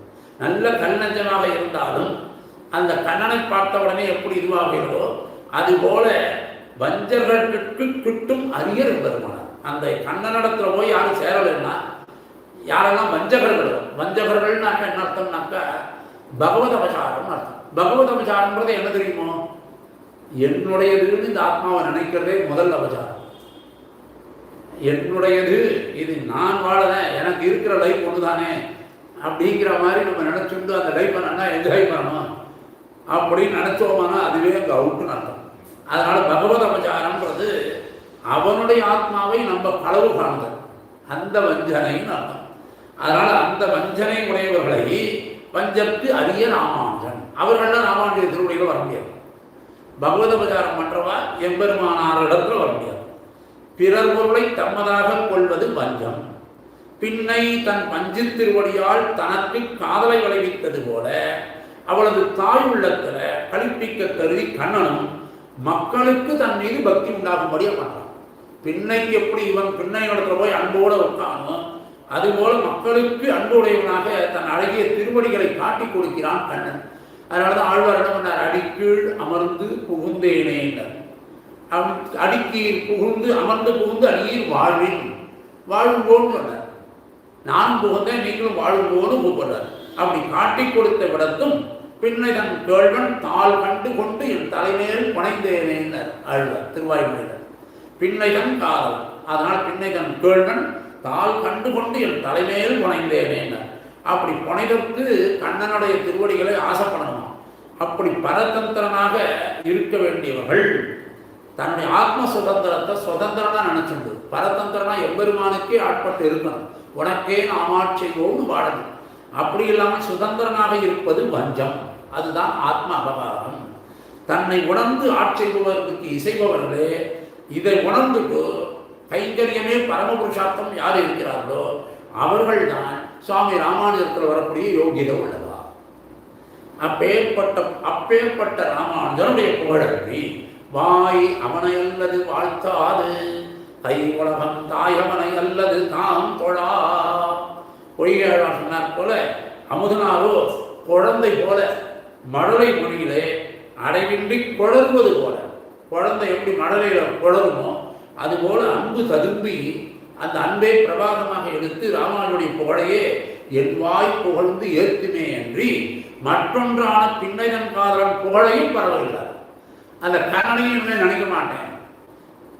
மெய்யில் பிறங்கிய சீரன்றி வேண்டிலன் யார் கையில் கனியன்ன கண்ணனை காட்டி தரிலும் உந்தன் மெய்யில் பிறங்கிய சீரன்றி வேண்டிலன் யான் பேரும் நமத்தில்லை நின்சரணன் நீ அப்படின்னு அவனுடைய இதுலேயே சார்ப பரமனிஷ்டையிலேயே இருக்கேன், பிரதம பரமனிஷ்டையே வேண்டாம். அப்படி ஒரு இதுவாக என்ன வாழ்வு என்று கூடியதே. ஆகா பாதம் நன்னா வஞ்சலில் சேர்ந்த நான் பெருமாளுடைய திருவடிக்கே போகாமல் இருந்த நான் எம்பெருமானார் அளவும் வந்து அவர் பாதம் அன்றி பின்னதன் காதலன் பாதம் பிடிக்கல. எம்பெருமானாருடைய திருவடிக்கீழே வந்ததுக்கு அப்புறம் பெருமாள் பாதத்தையே வேண்டாம் விட்டுட்டேன், பெருமாள் திருவடிகளை வேண்டாம் விட்டுட்டேன். நம்பெருமாளுக்கு கைங்கரியம் பண்ணிட்டு இருந்தவர் தான் அமுதனார். அந்த திருவடியை வேண்டாம் விட்டுட்டார். ராமானுஜ திருவடிகளை பரமபோக்கியம்ட்டார். அவருடைய புகழன்றி அவன் புகழ் பரவகில்லாதனால எய்தம் பெற்றேன். பெருமாளை விட எனக்கு இன்னைக்கு கிடைச்ச வாழ்வு அப்படின்னு வியந்து பார்க்குறார், ஆச்சரியத்தோடு சொல்றார். பிரதம பருவமே அறியாது இருந்த நான் எதிர்பாராது சரம பருவத்தின் எல்லைநலம் பெறவப் பெற்றேன் அப்படின்னு சொல்லிக்கிறார். அடுத்தது 29வது பாட்டில் என் வாய் கொஞ்சி பரவும் எம்பெருமானார் குணங்களை உள்ளபடி உணர்ந்துள்ளவர்களின் திரளை, அதாவது இந்த மாதிரி நான் குழந்தை மாதிரி பேசிட்டு இருக்கிறேன்னா 4 பேர் கேட்டால் தானே அந்த குழந்தைக்கு முடியும், தனியாக குழந்தை உட்காந்து சொல்லுமா. அதனால இன்பமிகு பெருங்குழுவு கண்டு அடியார் குழாங்களோடு இருக்கணும் இல்லையா, அதனால அடியார் குழாங்களுடன் அடி கூடுவது என்று கொள்ளோன்னு இருக்கணும் இல்லையா. அதனால என்ன சொல்றார், அவாவெல்லாம் பார்த்து ஒரு கோஷ்டி சத்சங்கத்தை நான் பார்க்கணும், என் கண்ணு படைத்த பயன் அதுதான்னு சொல்லி அந்த பாக்கியம் ராமானுடைய அடியார்களுடைய கூட்டத்தில் அடியேன் என் கண்ணு கழிக்கும்படியாக என்னைக்கு கிடைக்குமோ அப்படின்னு அடுத்த வாசகத்தில் சாதிக்கிறார். 29 கூட்டும் விதி என்று கூடும் போலோ தென் குருகை பிரான் பாட்டென்னும் வேத பசந்தமிழ் தன்னை தன் பக்தியம் வீட்டின் கண் வைத்த ராமானுஜன் புகழ்மையுணர்ந்தோர் ஈட்டங்கள் தன்னை என் நாட்டங்கள் கண்டு இன்பம் எய்தவே. கூட்டும் விதி தென்குருகை பிரான் இங்க நம்மாழ்வார் அழைக்கிறார். தெற்கே இருக்கக்கூடிய அழகாய திருக்குருகூர், அதனால அழகிய திருநகரிக்கு தலைவராக இருக்கக்கூடிய நம்மாழ்வார் குருகேசன் என்று சொல்லும்படியாக குருகாபுரியே ஆழ்வார் திருநகரின் தான் ஆயிடுத்து. ஆதிப்பிரான் இருக்கிறதெல்லாம் யாரும் சொல்றதில்லை, ஆழ்வார் கோயில் எங்க இருக்குன்னு தான் கேட்பாங்க. அப்படி ஆழ்வார் பிறந்த பின்பு அதுதான் ஏத்தம்ன்ற மாதிரி ஆயிடுச்சு. அப்பேற்பட்ட ஆழ்வார் திருநகரிக்கு தலைவரான நம்மாழ்வார் பாட்டு அப்படின்னா அவருடைய தான் பாட்டு, அது அவருடைய திருவாய்மொழி அவரே சொல்லிக்கிறார். பாட்டாய எல்லாத்தையும் சொல்றார். அப்படி பாட்டு என்று பெயர் பெற்ற வேத பசுந்தமிழ் தன்னைனர், வேதம் வேத வடிவமானது அப்படியே செந்தமிழில் திருவாய்மொழியாக வந்திருக்கு. அதனால பசுந்தமிழ் செந்தமிழ்னு அர்த்தம், பசுமையான தமிழ். இவரெல்லாம் யார் யாரோ என்னோ தமிழை காத்தேன் இதை காத்தேன்ற இதெல்லாம் ஒரு ஆழ்வாருடைய பாசத்துக்கு ஈடு இடம் கிடையாது, யாரும் வர முடியாது. அப்பேற்பட்ட வேத வடிவமான செந்தமிழாக இருக்கக்கூடிய திருவாய்மொழியை தன்னுடைய பக்தி, தன் பக்தி என்னும் தன்னுடைய பக்தி எனப்படும் வீட்டின் கண், வீடுன்னா இல்லம், கிரகம், கிரகத்துக்குள்ள, அதாவது ராமானுடைய ஹிருதயமானது நம்மாழ்வாரிடத்துல பக்தி, அதை விட அதிக பக்தி அவருடைய திருவாய்மொழிகள். நம்மாழ்வாருடைய அருளின திருவாய்மொழிதான் ராமானுடைய கிரகத்துக்குள்ள இருக்கக்கூடிய வாசம் பண்ணக்கூடியது திருவாய்மொழி. நான் நாம வச்சுக்கணும். அதனால ஸ்ரீபாஷ்யத்துக்கெல்லாம் இது கொண்டு சூத்திரகாரர், இது கொண்டு உரைவிடுவர்னு சொல்றார். அதாவது திருவாய்மொழியை வச்சுத்தான் ஸ்ரீபாஷ்யம் சாதித்தார்னு சொல்றார். அப்பேற்பட்ட ஏன்னா வேதத்தை விளக்க வந்ததுதான் பிரம்மசூத்திரம், உபனிஷத்துக்களுடைய சாதம் தான் அது. அதை விளக்க வந்ததுதான் ஸ்ரீபாஷ்யம் சுவாமி சாதித்தது. அந்த ஸ்ரீபாஷ்யத்திற்கு ஒருங்க விடவுக்கு உரை கொண்டு சூத்திரகார் உரை கொண்டு விடுவது திருவாய்மொழியினார். அதனால இந்த திருவாய்மொழியானது ராமானுடைய ஹிருதயத்தில் அவருடைய திருவாய்மொழினா ஒரு பக்தி. எத்திர எத்திர ரகுநாத கீர்த்தனம் தத்திர கதமஸ்த காஞ்சனன்னு சொல்றா இல்லையா, எங்கெல்லாம் ராமநாமம் இருக்கும்னு. அதுபோல உணர்ந்த விஞ்ஞானியர் யோகம் தோறும் திருவாய்மொழியின் மனம் தோறும் இன்னிசை மன்னமிடம் தோறும்னு பின்னாடி சாதிக்கப்படுற இதே அமுதனாருடைய பாசத்தில் பின்ன வருது. எங்கெல்லாம் திருவாய்மொழி நடக்கிறதோ கோஷ்டி, அங்கெல்லாம் ராமானுஜர் உட்கார்ந்துருக்காங்க. அப்போ நம்ம அந்த ஆழ்வாருடைய கோஷ்டியை எப்படி சேவிக்கணும், எப்படி சேவாகாரம் பண்ணணும், ஆற்றுல எப்படி நடந்துக்கணும் அப்படிங்கிறதெல்லாம் மனசில் வரணும். நிறைய நேரத்தில் சேவாகாரத்துக்கெல்லாம் போனால் அந்த சிஸ்டமே தெரிய மாட்டேங்கிறது. எல்லாரும் பேப்பரில் பார்த்துருப்பா, அவவா பேசிகிட்டு இருப்பா, இவா மட்டும் திருவாய்மொழி சொல்லிட்டு இருப்பா, இவா மட்டும் முடியாத முடிக்கணும்னாலும் முடிக்கிறேன்னுவா. இப்படியெல்லாம் இல்லாமல் அதை அனுபவிக்கணுன்றது தான். அந்த பக்தி வந்ததுன்னா அந்த திருவாய்மொழி எப்படி ராமானுடைய உள்ளத்தில் 2 பக்தியை சொல்லியிருக்கார் அமுதனார். ஒன்று திருவாய்மொழி, இன்னொன்று ராமாயணம். படிகொண்ட கீர்த்தி ராமாயணம் என்னும் பக்தி வெள்ளம் குடிகொண்ட கோயில் ராமானுஜன். குடிகொண்ட கோயில்ன்றது இங்கே ஹிருதயம் ராமானுடைய வீடு, கிரகம்னு சொல்றார். கிரகத்துக்குள்ள எது இருக்குன்னா திருவாய்மொழி ஆகிற பக்தி, திருவாய்மொழியில் ஈடுபட்ட பக்தியாக அப்படி இருக்கு. அதனால இல்லத்திலே வைத்த ராமானுஜன் வைத்தருடைய எம்பெருமானார் புகழ் அப்படின்னா அவருடைய குணங்களை மெய் உணர்ந்தோர், உள்ளபடி அறிந்திருக்கக்கூடியவர்கள். ஈட்டங்கள்னா கூட்டம்னு அர்த்தம், குழாங்கள். நிறைய கூட்டத்தை பார்க்கணும்னு எல்லாரும் அங்கங்கே ஷாப்பிங் மால் மற்ற இதுக்கு போகிறாங்க. அந்த மாதிரி கூட்டங்கள்லாம் கேட்கல இவர்கள் அடியார்கள் குழாங்கள் தான் கேட்குறாங்க. அதனால ஈட்டங்கள் தன்னை குழாங்களை என் நாட்டங்கள். நாட்டம்னு சொன்னால் கண்ணுன்னு அர்த்தம் தமிழ். நாட்டம்னா நாடுதல் அப்படின்னா கண்ணால் பார்க்கணும்னு ஆசைப்படுறதுனால நாட்டத்தின் மூலமாக எடுவாக பெயர்வது கண், கண்ணை காட்டுறது. அதனால கண்கள் கண்டு பார்த்து இன்ப வெயிலில ஆனந்தம் அடையும்படி கூட்டும், இப்பேட்டினை கைகூடும்படி செய்யும். விதி அப்படின்னா பாக்கியம், நிர்வேதிக கிருபா கடாட்சம், ஆச்சாரிய கடாட்சம் என்று கூடுங்கள் என்று கிட்டுமோ அப்படின்னு கேட்கிறார். கூட்டும் விதி என்றேனும் பேத்தினை சேர்விப்பதான விதி. விதினாக்கா நம்ம தலைவிதின்லாம் சொல்லிக்கிறோம், அந்த மாதிரி இல்லை. இதில் விதி வாய்ப்புன்னு காப்பாரார்னு சொல்லும் பொழுது 5ஆம் பத்தில் வரும்பொழுதே கேசவந்தமருக்கு அப்புறம் வரக்கூடிய விதி எல்லாமே நிர்வேதிக கிருபா கடாட்சம்னு சொல்லுவார், எம்பெருமானுடைய கிருபா கடாட்சம். அதுபோல பேத்துக்கு பாக்கியமாக இருக்கிறது இங்கே அமுதனாருக்கு ராமானுடைய கிருபை, ராமானுடைய திருவடி கிருபை தான், அவர் பண்ணக்கூடிய கருணா கடாட்சம் தான். ஆகையால இங்கே விதின்னு சொன்னால் ராமானுடைய கிருபை, கிருபா கடாட்சம்னு அர்த்தம். தம்மாலும் எம்பெருமானாலும் விளக்க இயலாமையின் கிருப்பையை விதின்ற, கிருப்பையத்தான் விதின்னு சொல்றார். கூட்டும் விதி என்பதனால அதன் விளைவு தவிர்க்க பண்ணாது. இது எப்பவுமே கண்டிப்பா நமக்கு அமையும் அப்படிங்கிறார் போல. நம்மாழ்வாரும் விதி வாய்ப்புன்னு காப்பாரான்னு சொன்னார் இல்லையா, தவிர்க்க இயலாமை. பெருமாளும் கடாட்சம் பண்ணான்னாக்க அதை தவிர்க்க முடியாது. ஐயோ கண்ணபிரான் அறையோ இனி போனாலேன்னு அவரே சொல்றார். அப்படி அந்த நிர்வேதிக கிருபா கடாட்சம் இனிமேல் அவரை விட்டு போகாதுன்னு நம்மாழ்வார் கதறினால் போல இங்கே கூட்டும் விதி என்று கூடுங்களோ. விதியின் விளைவுல சந்தேகம் கிடையாது, ராமானுடைய கடாட்சத்துல சந்தேகம் கிடையாது. பொறுத்து இருக்க முடியாதனால என்னால் பொறுத்துக்க முடியல, என்னைக்கு இந்த கிருபா கடாட்சம் கிடைக்கும் அப்படின்னு பதறார் அமுதனர். அவருடைய கிருப்பையில பதற்றம் இல்லை, ராமானுஜர் காட்டக்கூடிய கடாட்சத்துல ஒரு குறவு கிடையாது. ஆனால் 14 வருஷம் கழிச்சு நான் வந்துடுவேன்னு பரதனுக்கு ராமபிரான் கேடு வச்சான் இல்லையா, நான் வந்துடுவேன்னு, அது வரைக்கும் பொறுத்தும் தானே. அதுபோல எனக்கு ஏதாவது ஒரு காலப்படி சொன்னாருன்னா நானும் ராமானுஜான் காத்துட்டு இருப்பேன், சொல்லலையே, அதனால கதறேன். தென்குருகை பிரான் பாட்டென்னும் வேத பசந்தமிழ் தன்னை பாட்டாய பலமாடி பழவினைகள் பத்தறுத்து நாட்டாரோடு இயல்பொழிந்து நாரணனை நன்னினமே. திருவாய்மொழியில திருவாட்டாத்து எம்பெருமானிடத்துல சொல்ற பாட்டாய பலபாடினர் தென்குருகை பிரான் பாட்டென்னும் வேதம் பசந்தவள். அதுக்கு அந்த பாட்டாயன்ற வார்த்தை. அதுக்கு மேல குருகூர் சடகோவன் பாட்டாய தமிழ்மாலை 1010 கேட்டு ஆறார் மாணவர்கள் செவிக்கிணிய செஞ்சொல்லே. அந்த பாட்டுன்னு சொல்லும்படியாக குருகை பிரான் பாட்டானது பிரசித்தம். திருவாய்மொழி எப்பவுமே பிரசித்தமானது. மற்ற பிரபந்தங்களை காட்டும் திருவாய்மொழிக்கு ஒரு ஏத்தம் அதிகம்.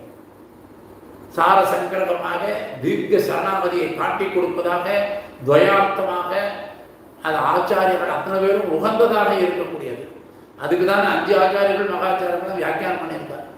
அப்பேற்பட்ட ஒரு அதனால அந்த பாட்டுகளிலே தன் பக்தியனும் வீட்டில் கண் வைத்த திருவாய்மொழி விஷயமாக ராமானுஜருக்கு ஏற்பட்ட பக்தி இருக்கே, அது திருவாய்மொழிக்கு குடியிருக்கக்கூடிய வீடாக மாறிவிடுதான், இல்லம். திருவாய்மொழி என்று இருப்பு கொள்ளாதனாலே ராமானுஜர் திருவாய்மொழி இல்லைன்னா அவருக்கு மனசே ஓடாது. அதனால்தான் திருவாய்மொழிக்கு அவ்வளவு ஏற்றம். திருவாய்மொழி சொல்லும் பொழுது அது ராமானுஜருடைய கோஷ்டின்னு சொல்றாங்க எல்லாரும், அதுதான். அதனை இல்லமாக கொண்டது திருவாய்மொழி என்பது எப்பொழுதும் பேரன்புடனே அனுசந்திக்கப்பட வேண்டும். அது நல்ல அனுசந்தானம் பண்ணணும், சிரத்தையா சொல்லணும். இவ்வில்லத்துக்கு தனிச்சிறப்பு உண்டு. ராமானுடைய இல்லம் ஆகிய உள்ளம்தான் இல்லம். அதுக்கு அது தோன்ற தன் பக்தி எனும் வீடுன்னு சொல்கிறார். பிறர் கண்ணலிடாதவன் ஒரு வீடுன்னு இருந்தால் யாரும் கண்ணம் வச்சுனாக்கா சவுத்தில் தொலை போட்டு திருடின்னு போயிடக்கூடாது. அதனால கண்ணமிட ஒண்ணாமை அது வீட்டுக்கு ஒரு தனி சிறப்பு. அதுபோல பிறர் பிரமாணமா சொல்லிட்டு வேதத்தை எல்லாம் தூஷிக்கிறவாலும் இருப்பார், பிரமேயமான பகவானையும் தூஷிக்கிறவாலும் இருப்பார். அவர்களெல்லாம் கண்ணமிடாதபடிக்கு இருக்கக்கூடியதுதான் இந்த திருவாய்மொழி, இந்த வீடு. அப்ப திருவாய்மொழி ஒரு வீடு ஆயிடுறது. அந்த வீட்டுக்குள்ள மற்ற திருடர்கள் யாரும் உள்ள போந்து தப்பான அனர்த்தங்கள் அபர்த்தங்களை எல்லாம் சொல்ல முடியாது, அப்படி சொல்லும்படியாக இருக்கக்கூடியது. அதுக்கும் மேல வீட்டில் பிறர் கண்ணமிட்டால் உட்புகுந்து கொடுத்துடுவார் இல்லையா, அதனால ராமானுஜர் பக்தியுடன் தாம் பேணி பிறர் கண்ணமிடாதவாறு வச்சிருக்கார் திருவாய்மொழியை. அப்பெயர்பட்ட திருவாய்மொழி தம் சீடர்களுக்கு அதன் பொருளை எல்லாம் உபதேசித்து திருக்குறுகை பிரான் பிள்ளான் வாயிலாக 6000 படி வியாக்கியானத்திலிருந்து இப்படி வளர்த்திருக்கார். பிறர் கைப்பட்டு கெடாதவாறு திருவாய்மொழியை சம்பிரதாயத்துக்கு வளர்த்த தாய் ராமானுஜர். அதனாலதான் அவர் ஈன்ற தாய் சடகோபன், மொய்பால் வளர்த்த இதத்தாய் ராமானுஜன். திருவாய்மொழி புகழ்மை உணர்ந்தோர் ஈட்டங்கள் தன்னை புகழ் திருவாய்மொழியை வீட்டின்கண் வைத்தமையால் வந்தது. கண்ணனை பெற்றெடுத்தால் தேவகி, ஆனா வளர்த்ததெல்லாம் யாரு? யசோதை. அதனால என்ன பண்ண தேவகி என்ன சொல்றா? எல்லாம் தெய்வனங்கை யசோதை பெற்றாரேன்னு புலம்பினார். முழுதும் கண்ணை அலைந்து தொட்டுண்ணும் முகிழம் சிறு தாமரை கையும் எழில்கள் பந்துகள் அடிப்பதற்கு எழுகினையும் அந்த ஒன்னொன்றுலையும் பார்க்கிறார்.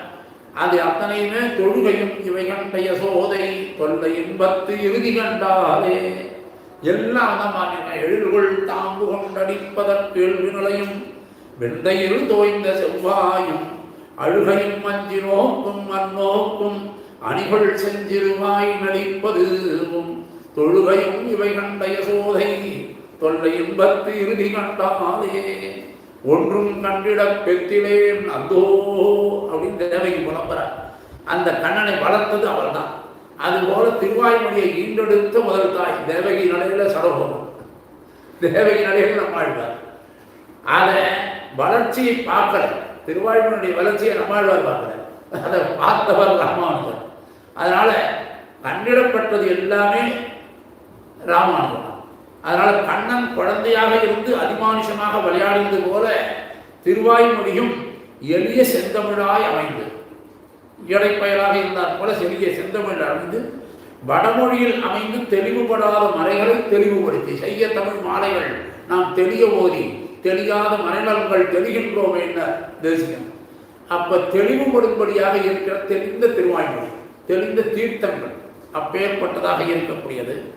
அதனால வேதவியாசிரியர் பிரம்மசூத்திரத்துக்கு உண்மை பொருள் உணர்த்துவதற்கு இந்த திருவாய்மொழி தான் உதவித்து, கட்புலனாகாத கட்டிலி உன்னை காணுமாறு அருளாயின்னு சொல்லி அவர்கள்லாம் பார்க்க முடியாமல் இருந்தவர்களை கண் முன்னாடி கொண்டு வந்து நிறுத்தி ஒரு நாள் காணவாராயேன்னு கேட்டவுடனே கமலக்கண்ணன் என் கண்ணில் உள்ளான் கண்டு கொண்டு என் கண்ணனை ஆரக்கழித்து அப்படின்னு ஆழ்வார் அன்பு அப்படியே பருகி கழிக்கிறார். அப்படி திருவாய்மொழியில் எல்லாத்தையும் கண்டிட பெற்றவர்கள். அதனால யசோதை போல் எம்பெருமானார் மிக்க புகழ் படைத்தார். அதனால ராமானுஜர் தான் இதெல்லாத்தையும் கொண்டு வந்து அந்த அதிவேதமான வேதத்துக்கு முன்னாடி விளையாட்டுக்கள் புரிவதை எல்லாம் எப்படி கண்ணன் பண்ணினானோ அதுபோல் அத்தனையும் பண்ணி இதை இதத்தாயாக வளர்த்தவர் ராமானுஜர். அதனால ராமன் ஈன்ற சடகோபன். ராமன் சொன்னார் என்ன, தயரதற்கு மகன் தன்னை என்று மத்திலேன் தஞ்சமாக வேண்டார் நம்மாழ்வார் திருவாய்மொழியில். ராமன் தான் எனக்கு வசத்தினார், அந்த ராமன் தான் சடகோபன் வச்சுட்டார். அவருக்கு அனுசன் ராமானுஜன். ராமானுஜன் அப்படி அனுசன் அவரை அனுசரித்து வந்த இடத்தாய் ராமானுஜன். இப்படி புகழை மெய்யாக உணர்ந்தவர்கள், அந்த திருவாய்மொழியினுடைய புகழையும் ராமானுடைய புகழையும் மெய்யாக உணர்ந்தவர்கள். ஈட்டங்கள் தன்னை அந்த கூட்டம் சத்சங்கம் இருக்க 700 சன்னியாசிகள் அந்த நாளில் இருந்தார். 74 சிங்காசனாதிபதிகளை உருவாக்கினார். 12,000 ஸ்ரீ வைஷ்ணவர்கள் ஒரே நாட்டில் ராமானுஜர் எங்கே போனாலும் பின்னாடி வந்திருந்தார். கூடவே அவ்வளவு சன்னியாசிகள் வருவாளாம். அப்படி திருவரங்கத்தில் எம்பெருமானாரை சார்ந்துள்ள ஈட்டங்கள் இதெல்லாம் ஒரு கூட்டம். அப்படி தன்னைன்னு ஒருமை பன்மை மயக்கம்னு பேர். தன்னைன்னு சொல்றது தம்மை அப்படிங்கிறத தன்னைன்னு சொல்லிக்கிறார். ஒருமையில சொல்றார். என் நாட்டங்கள் கண்டு இன்பம் எய்கிறது. நாட்டங்கள் அப்படின்றது கண்ணு அப்படின்னு அர்த்தம். இந்த ஈட்டங்களை காணாத நாட்டங்கள் பயனற்றன. கூட்டம்னாக்க சத்சங்கத்தில் இருக்கணும், அதுவும் ஸ்ரீ வைஷ்ணவ சத்சங்கத்தில் இருக்கணும். அது இல்லாத மற்ற கூட்டங்களில் போய் இருந்தால் அது பிரயோஜனம் இல்லை. சினிமா தேட்டர்லையோ மற்ற இதுலையோ ஷாப்பிங் மால்லையோ போய் நிற்கக்கூடாது. மாலை நன்னி தொழு தெரிவிக்கணும், இந்த மாதிரி தான் தெரிவிக்கணும். அப்பேற்பட்ட மெய் அதிகார்கள் தம் ஈட்டங்கள் காண ஈட்டம் கண்டிடக்கூடுமேல் அதுகானம் கண்பயனாவது என்ன குலசேகராழ்வார். தேட்டரும் திரள்தேனினை தென்னரங்கனை திருமாது வாழ் மாட்டமில் மணமாலை மார்பனை வாழ்த்தி மாள்கள் சிந்தையராய் ஆட்டமேவி அலந்தழைத்து அயவையிலும் மெய்யடியார்கள் தம் ஈட்டம் கண்டிட கூடுவேல் அதிகானும் கண் பயனாவதே. அப்படி எம்பெருமானார் காலத்துல பக்கத்திலே தான் இந்த அமுதனார் இருந்தார். இருந்தாலும் இப்போ காண்கையில் நன்று இவருக்கு தேட்டம். அப்ப எதுல இவருக்கு தேட்டம்? கூட்டம் இல்லாமல் இருக்கு. நல்லா பார்க்கணும், கூட்டம் இல்லாமல் இல்லை. 12,000 வைஷ்ணவர்கள் இருக்கா, 700 சன்னியாசிகள் இருந்திருக்கா, எல்லாரும் இருந்திருக்கா. அப்படி இருக்கும் பொழுது காணலைன்னு சொல்ல முடியாது, கண்ணால பார்க்க முடியலன்னு சொல்ல முடியாது. கண்டதும் அந்த பார்க்கறது மட்டும் இல்லை, அந்த பார்த்தா என்ன வரணும்னா கண்கள்ல ஒரு சந்தோஷமும் அந்த மலர்ந்த கண்களாக இருக்கணும். அது வரணும், அதுதான் முக்கியம்னு அமுதனார் நினைக்கிறார். அதனாலதான் இன்புறுதலுக்கு அடியான அன்புடைமை. அந்த அன்போட பார்க்கணும். வெறும் பார்க்கறது, கூட்டத்தை பார்த்துட்டு எல்லாரும் டிவியில் பார்க்கணும் இல்லையா? ஒவ்வொரு பிரம்மோத்சவத்துக்கும் டிவியில் வரதெல்லாம் அப்படியே கூட்டத்தை பார்க்கறது கம்முன்னு அதில் பார்ப்போம், கால் மேலே காலை போட்டு அந்த மாதிரி பார்க்கறது இல்லை. அதை பார்க்கும் பொழுது அந்த கண்கள் மலரணும். அந்த அன்பு நம்பெருமானிடத்தில் அப்படி வரணும், அந்த நம்ம ராமானுஜத்தில் வரணும். அப்படி வந்தால்தான் நமக்கு வாய்க்கணும்னு நினைக்கிறார். அதனால தான் என்னறிய துன்புத்திரியும் சொல்லுவது ஒன்றும் உண்டு, உன் தொண்டர்கே புத்திருக்கும்படி என்னையாக்கி அன்பாட்படுத்தே அப்படின்னு பின்னாடி கடைசியில் சாதிக்கிறார். அப்படி தொண்டர்களுக்கு அன்புத்திருக்கும்படியாக இருக்கக்கூடிய கண்கள் அந்த கூட்டத்தோடு இருக்கணும். அப்பேற்பட்டதுன்னு இவர் பிரார்த்திக்கிறார். அதனால அப்பேற்பட்ட பிரார்த்தனை நமக்கு தேவை. வெறும் கண்ணால் பார்க்கறதில்லை, அந்த மலர்ந்த கண்களாக ஒரு பிரேமத்தோடு பார்க்க வேண்டிய ஒரு பாக்கியம் எனக்கு வேணும்னு கேட்கிறார். இப்படி ஈட்டங்கள் கண்டு நாட்டங்கள் இன்பம் செய்ய வேண்டும் அப்படின்னு இவர் நினைக்கிறார் இல்லையா? இவருடைய பிரார்த்தனையை மற்றவா எல்லாரும் கேட்டுட்டே இருந்தார். அமுதனார் சொன்னதை உடனே உமக்கு இவ்வளவுதானா, வேற எதுவுமே இல்லையா உங்களுக்கு தேடணும், வேற எதுவுமே வேணும் தேடி போகணுன்ற எண்ணமே இல்லையா, பரமதம் போகணுன்ற எண்ணமே இல்லையா, வெறும் நம்ம கூட்டத்தை பார்க்கணும், அவளோட சந்தோஷமா இருக்கணும், அவளை மலர்ந்த கண்களோட அப்படியே பக்தியில பிரேமத்தினால கொண்டாடணும்னு நினைக்கிறீங்க, ஏன் பரமதம் போனா என்ன அப்படின்னு கேட்டார். அது பரமதமே வேண்டாம் எனக்கு, பரமதம் வந்தா என்ன, நரகத்துக்கு போனா என்ன, எனக்கு அது ரெண்டுமே வேண்டாம், அது ரெண்டுமே எனக்கு தேவையில்லை. இந்த ராமானுஜருடைய இதுல அவருடைய திருவடி சம்பந்தம் இருக்கிறவர் ராமானுஜர் என்னை ஆண்டுட்டார், என் மனசுக்குள்ள வந்துட்டார், என் கண்ணுக்குள்ளேயும் நின்று அகல மாட்டேங்கிறார், என் மனதை சொல்லையும் கேட்கிறார். இவ்வளவும் இருக்கும் பொழுது இதை விட்டுட்டு வேற என்னத்துக்கு நான் போய் நிற்க பரமபத்துக்கோ எனக்கு தேவையே இல்லைன்னு சொல்லி 30வது வாசகத்துல பூர்த்தி பண்றார். இன்பம் தரு பெருவீடு வந்து எய்திலன் என் நிறந்த துன்பம் தரு நிறையம் பல சூழில் என் தொல்லுலகில் மண்பன் உயிர்கட்கு இறையவன் மாயன் என மொழிந்த அன்பன் அனகன் ராமானுஜன் என்னை ஆண்டனே. தொல்லுலகில், தொல்லுலகில்னா பண்டை காலத்திலிருந்து இருக்குது. அதாவது இந்த உலகமே அச்சித்தானது பகவானுடைய சிருஷ்டியில எப்பவுமே இருக்குது. சித் அச்சித் ஈஸ்வரன் மூணும் சேர்ந்ததுதான் தத்துவத்திரையும். நம்ம சம்பிரதாயத்தில் எதுவும் மாயை கிடையாது. அதனால தொல்லுலகில் மண் நித்தியராய், மண்ணா பொருந்தி இருக்கக்கூடியது. பல் எண்ணற்ற ஜீவாத்மாக்கள், எல்லா ஜீவாத்மாவும் ஒன்றுன்றதெல்லாம் நம்ம இதில் சம்பிரதாயத்தில் கிடையாது. இங்கே அத்வைதத்தெல்லாம் கண்டிக்கிறார். உயிர்கள் மெய்விட்டு ஆதிப்பரனோடு ஒன்றாம் என்று சொல்லும் அவ்வல்லலெல்லாம் வாதில் வெண்ணான் எண்ணி ராமானுஜன் மெய்மதி கடலே பின்னாடி சாதிக்கிறார்கள். அதனால மண் பல் எண்ணற்ற உயிர்கட்டு ஆத்மாக்களுக்கு இறையவன் சேஷியானவன், அவன்தான் மாயன் என மொழிந்த ஆச்சரியபூதனான சர்வேஸ்வரன் என்று மொழிந்த நமக்கெல்லாம் எடுத்து காட்டின அன்பன், அன்பு உடையவரும், அனகன் தோஷமற்றவரும், அகம்னக்க தோஷம், அனகன்னா தோஷமற்றவர், தோஷமற்றவராக இருக்கக்கூடிய குற்றமற்றவருமான ராமானுஜன் எம்பெருமானார் என்னை ஆண்டனன், என்னை அடிமையாக்கி கொண்டு அருளினார், என்னை ஆண்டு கொண்டு இருக்கிறார். அதனால இவரை ஆண்டு கொண்டு இருக்கிறச்சே, ராமானுடைய அடியாராக அடியல் இருக்கிறச்சே, இன்பம் தரு இன்பத்தையே கொடுக்கிறது அப்படின்னு பெருவீடுன்றார். அப்ப சிறு வீடுன்னு ஒன்று இருக்குன்றது தெரியும்.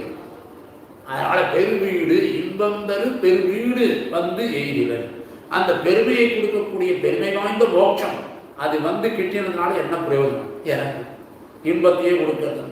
எண்ணிறந்த எண்ணிக்கையில அளக்கவே முடியாதபடிக்கு இருக்கக்கூடிய துன்பம், அவ்வளவு கஷ்டங்களை கொடுக்கக்கூடிய நரகம், அதுதான் நிறையங்கள் பல. நிறையங்கள், நிறையம்னாலே நரகம், நிறையங்கள் பலன நரகங்கள், பல நரகங்கள் இருக்கு. சூழிலன் என்னை வந்து அது சூழ்ந்திருந்தாலும் எனக்கு கவலை இல்லை. எப்போ ராமானுஜன் என்னை ஆண்டானோ அன்றைக்கே இதை பற்றியெல்லாம் கவலைப்படுறதையும் விட்டாச்சு அப்படின்னு சாதிக்கிறார். இன்பம் தரு பெருவீடு வந்து இதிலன் விடு அப்படின்னாக்கா விடுபடுதல்னு அர்த்தம். மற்ற விஷயங்களுக்கு விடுபட்டு இருக்கக்கூடிய இடம் தான் வீடுன்னு அர்த்தம். சில பேருக்கு ஆஃபீஸே வீடு ஆகிறது, வீடே ஆஃபீஸ் ஆகிறது. விடுபட்டு இருக்கிறதுக்கு தான் வீடு. அது யாருக்கும் இல்லை. இப்போ இந்த காலம் அந்த மாதிரி ஆயிடுச்சு. ஏன்னா வீட்டுக்குள்ளே வந்தாச்சுன்னா ஆஃபீஸ் வேலையை கொண்டு வரப்படாதுன்னு பார்த்த நாளில் ஆஃபீஸ் வேலையும் அந்த ஆஃபீஸ் காம்பவுண்டு தாண்டும் பொழுதே விட்டுட்டு வந்துடணும் தான். வீடுன்னு வந்தால் வீட்டுக்குள்ளே வந்து விடணும்னு வீட்டு நினைப்போடு அங்கே போகக்கூடாது. அங்கே போய் யாருக்கு இங்கே ஆற்றுல ஏதாவது சண்டை நடந்தால் அதை வச்சுட்டு ஆஃபீஸில் போய் அங்கே ஜூனியர் கிட்ட காமிச்சா ப்ராப்ளம் தான். ஏதோ இன்னைக்கு வீட்டில் பிரச்சனை போடுறதுன்னு நினைப்பாங்க. அந்த மாதிரி விடுபட்டு இருக்கிறதுக்கு பேர் தான் வீடு. அது வீடுன்னா அதுபோல நமக்கு பிறப்பு இறப்புன்ற சுழலில் சிக்கிட்டு இருக்கோம் இல்லையா, இதுதான் நீண்டு வீடுன்னு வர்றதுனால இந்த விடுதலைன்னு அர்த்தம். விடுதலை அப்படின்னா விட்டு விட்டு போகுதல், அதாவது மோட்சம்னு அர்த்தம். மோட்சமானது இயல்பான அறிவை மறைக்கக்கூடிய நம்மளுடைய நல்வினை தீவினைன்னு இருக்கக்கூடிய புண்ணிய பாவங்கள் இருந்து அறவே விடுபட்டு இருக்கிறதுக்கு பேர் தான் மோட்சம்னு. அந்த கைவல்யம்ன்றதும் ஒரு மோட்சம் தான். ஆனால் அது ஜீவாத்ம தத்துவம் தன்னைத்தனியே கர்ம சம்பந்தம் நீங்கி அனுபவித்துக் கொண்டிருக்கக்கூடிய நிலை. தன்னுடைய ஆத்மாவை தானே பார்த்து உட்காந்துருக்கிறது, உச்சி மோந்து இருக்கிறது, அதுவும் ஒரு விதமான சம்சார பந்தத்தை இருக்கிறதே தவிர அதுவும் மோட்சம்னா கூட அது சிறு வீடு, இதுதான் பெருவீடு. அதனால அந்த பெருவீடுன்னு இவர் கொடுக்கறதுக்கு காரணமே அதுதான். ஆத்ம அனுபூதியில் இது யாக்கிற முக்தி உத்தாகான்றான். அதாவது ஆத்ம அனுபவ ரூபமான கைவல்யத்தை ஆழ்வான் முக்தின்னு சொல்றார். அப்போ அணுவடிவனான ஆத்மா, ஆத்மா வந்து ரொம்ப அணுக்கு சமானம்னு சொல்லுவார், ரொம்ப சின்னதாக இருக்கும். அதையே அனுபவிக்கிறது ஒரு இன்பம் வருதுன்னு நினைச்சிட்டு இருக்கிறது கைவல்யம் மோட்சம். விபுவா இருக்கக்கூடிய எம்பெருமான், அணுவுக்கும் விபுக்கும் நிறைய வித்தியாசம் உண்டு. விபுவாக இருக்கக்கூடிய எம்பெருமான் அளவற்ற தன்மையுடையவனாக இருக்கிறான். அவனை அனுபவிக்கிறதுக்கு பேர் தான் அளவிறந்து இருப்பதனால அதுக்கு பெருவீடுன்னு. அதனால இன்பம் தரு பெருவீடு ஆத்ம அனுபவம் போல அளவுபட்டு இருக்காது. அப்ப பரமபுருஷார்த்த லட்சணகா மோட்சகா. அதனால பரமபுருஷார்த்த ரூபமாய் இருக்கும் மோட்சம். அப்பேற்பட்ட எம்பெருமானார் ஸ்ரீசக்தியிலேயே அதை சொல்லியிருக்கார். அதனால அடிவத்தி பெருவீடு. இனி பெருவீடு என்பது பேரின்பமயமானதா அப்படின்னு ஒரு சந்தேகம் வரும். முக்திரும் மோட்சோ மகானந்தகா அப்படின்னு சொல்றாங்க. வீடு மோட்சம் பேரின்பமும் ஒரு பொருளளவாக படிக்கப்பட்டிருக்கிறது. அதனால ஒரு பிரமாணத்தில் என்ன சொல்றா, பேரின்பம்ன்றதும் மோட்சமும் ஒன்றுதான்னு சொல்றா. அப்பன்னு சொல்லியிருக்காங்க. அந்தமில் பேரின்பத்து அடியரோடு இருந்தமைன்னு சொல்றாரு, திருவாய்மொழி இருக்கு. ஆக பெருவீடுன்னு சொன்னாலே போதுமே, அதை ஏன் இன்பம் தருன்னு எக்ஸ்ட்ரா ஒரு அடைமொழி போட்டிருக்காரு, மிகையாகாதா அப்படின்னா ஆகாது. ஏன்னா வீடு என்பது தன் சொல் ஆத்தலால கர்மங்களாகிற எல்லா துன்பங்களிலிருந்து விடுதலையை கொடுக்கிறது. விடுதலையை கொடுக்கறதுக்கு பேர் தான் வீடு. துன்பங்களிலிருந்து விடுபட்டு நிற்கணும். அது ஆதரம் தோத்த இன்பம் தரும். இன்னும் சொல்லணும்னா இதுக்கு ஆண்டாலே பார்த்தேன்னாக்கா திருப்பாவையில வருத்தமும் தீர்ந்து மகிழ்ந்த எழுவனா தத்துவம் அண்ணு தகவுன்னு சொல்லிட்டு வருத்தமும் தீர்ந்து மகிழ்ந்துன்னா 25வது வாசகம். அதுல என்ன அர்த்தம்னாக்கா, வருத்தம் தீர்ந்தாலே மோட்சம்னு மற்றவர் நினைக்கிறான், மற்ற சம்பிரதாயத்தை சேர்ந்தவர். நீ எல்லாத்துலேருந்து இந்த துன்பங்களுக்கு விடுபட்ட நிலையே மோட்சம்னு சொல்றான். அது நம்ம சம்பிரதாயத்தில் ஏற்றுக்கிறது இல்லை. மகிழணும்னு சொல்றான். அதுக்கு உதாரணம் சொல்லணும்னா, இந்த வைரல் இன்ஃபெக்ஷன், ஒரு ஃபீவர் வருதுன்றா, டைஃபாய்டு என்னென்னோ வருதுன்னு சொல்கிறாடா, இப்போலாம் நிமோனியா எல்லாம் வருதுன்றா.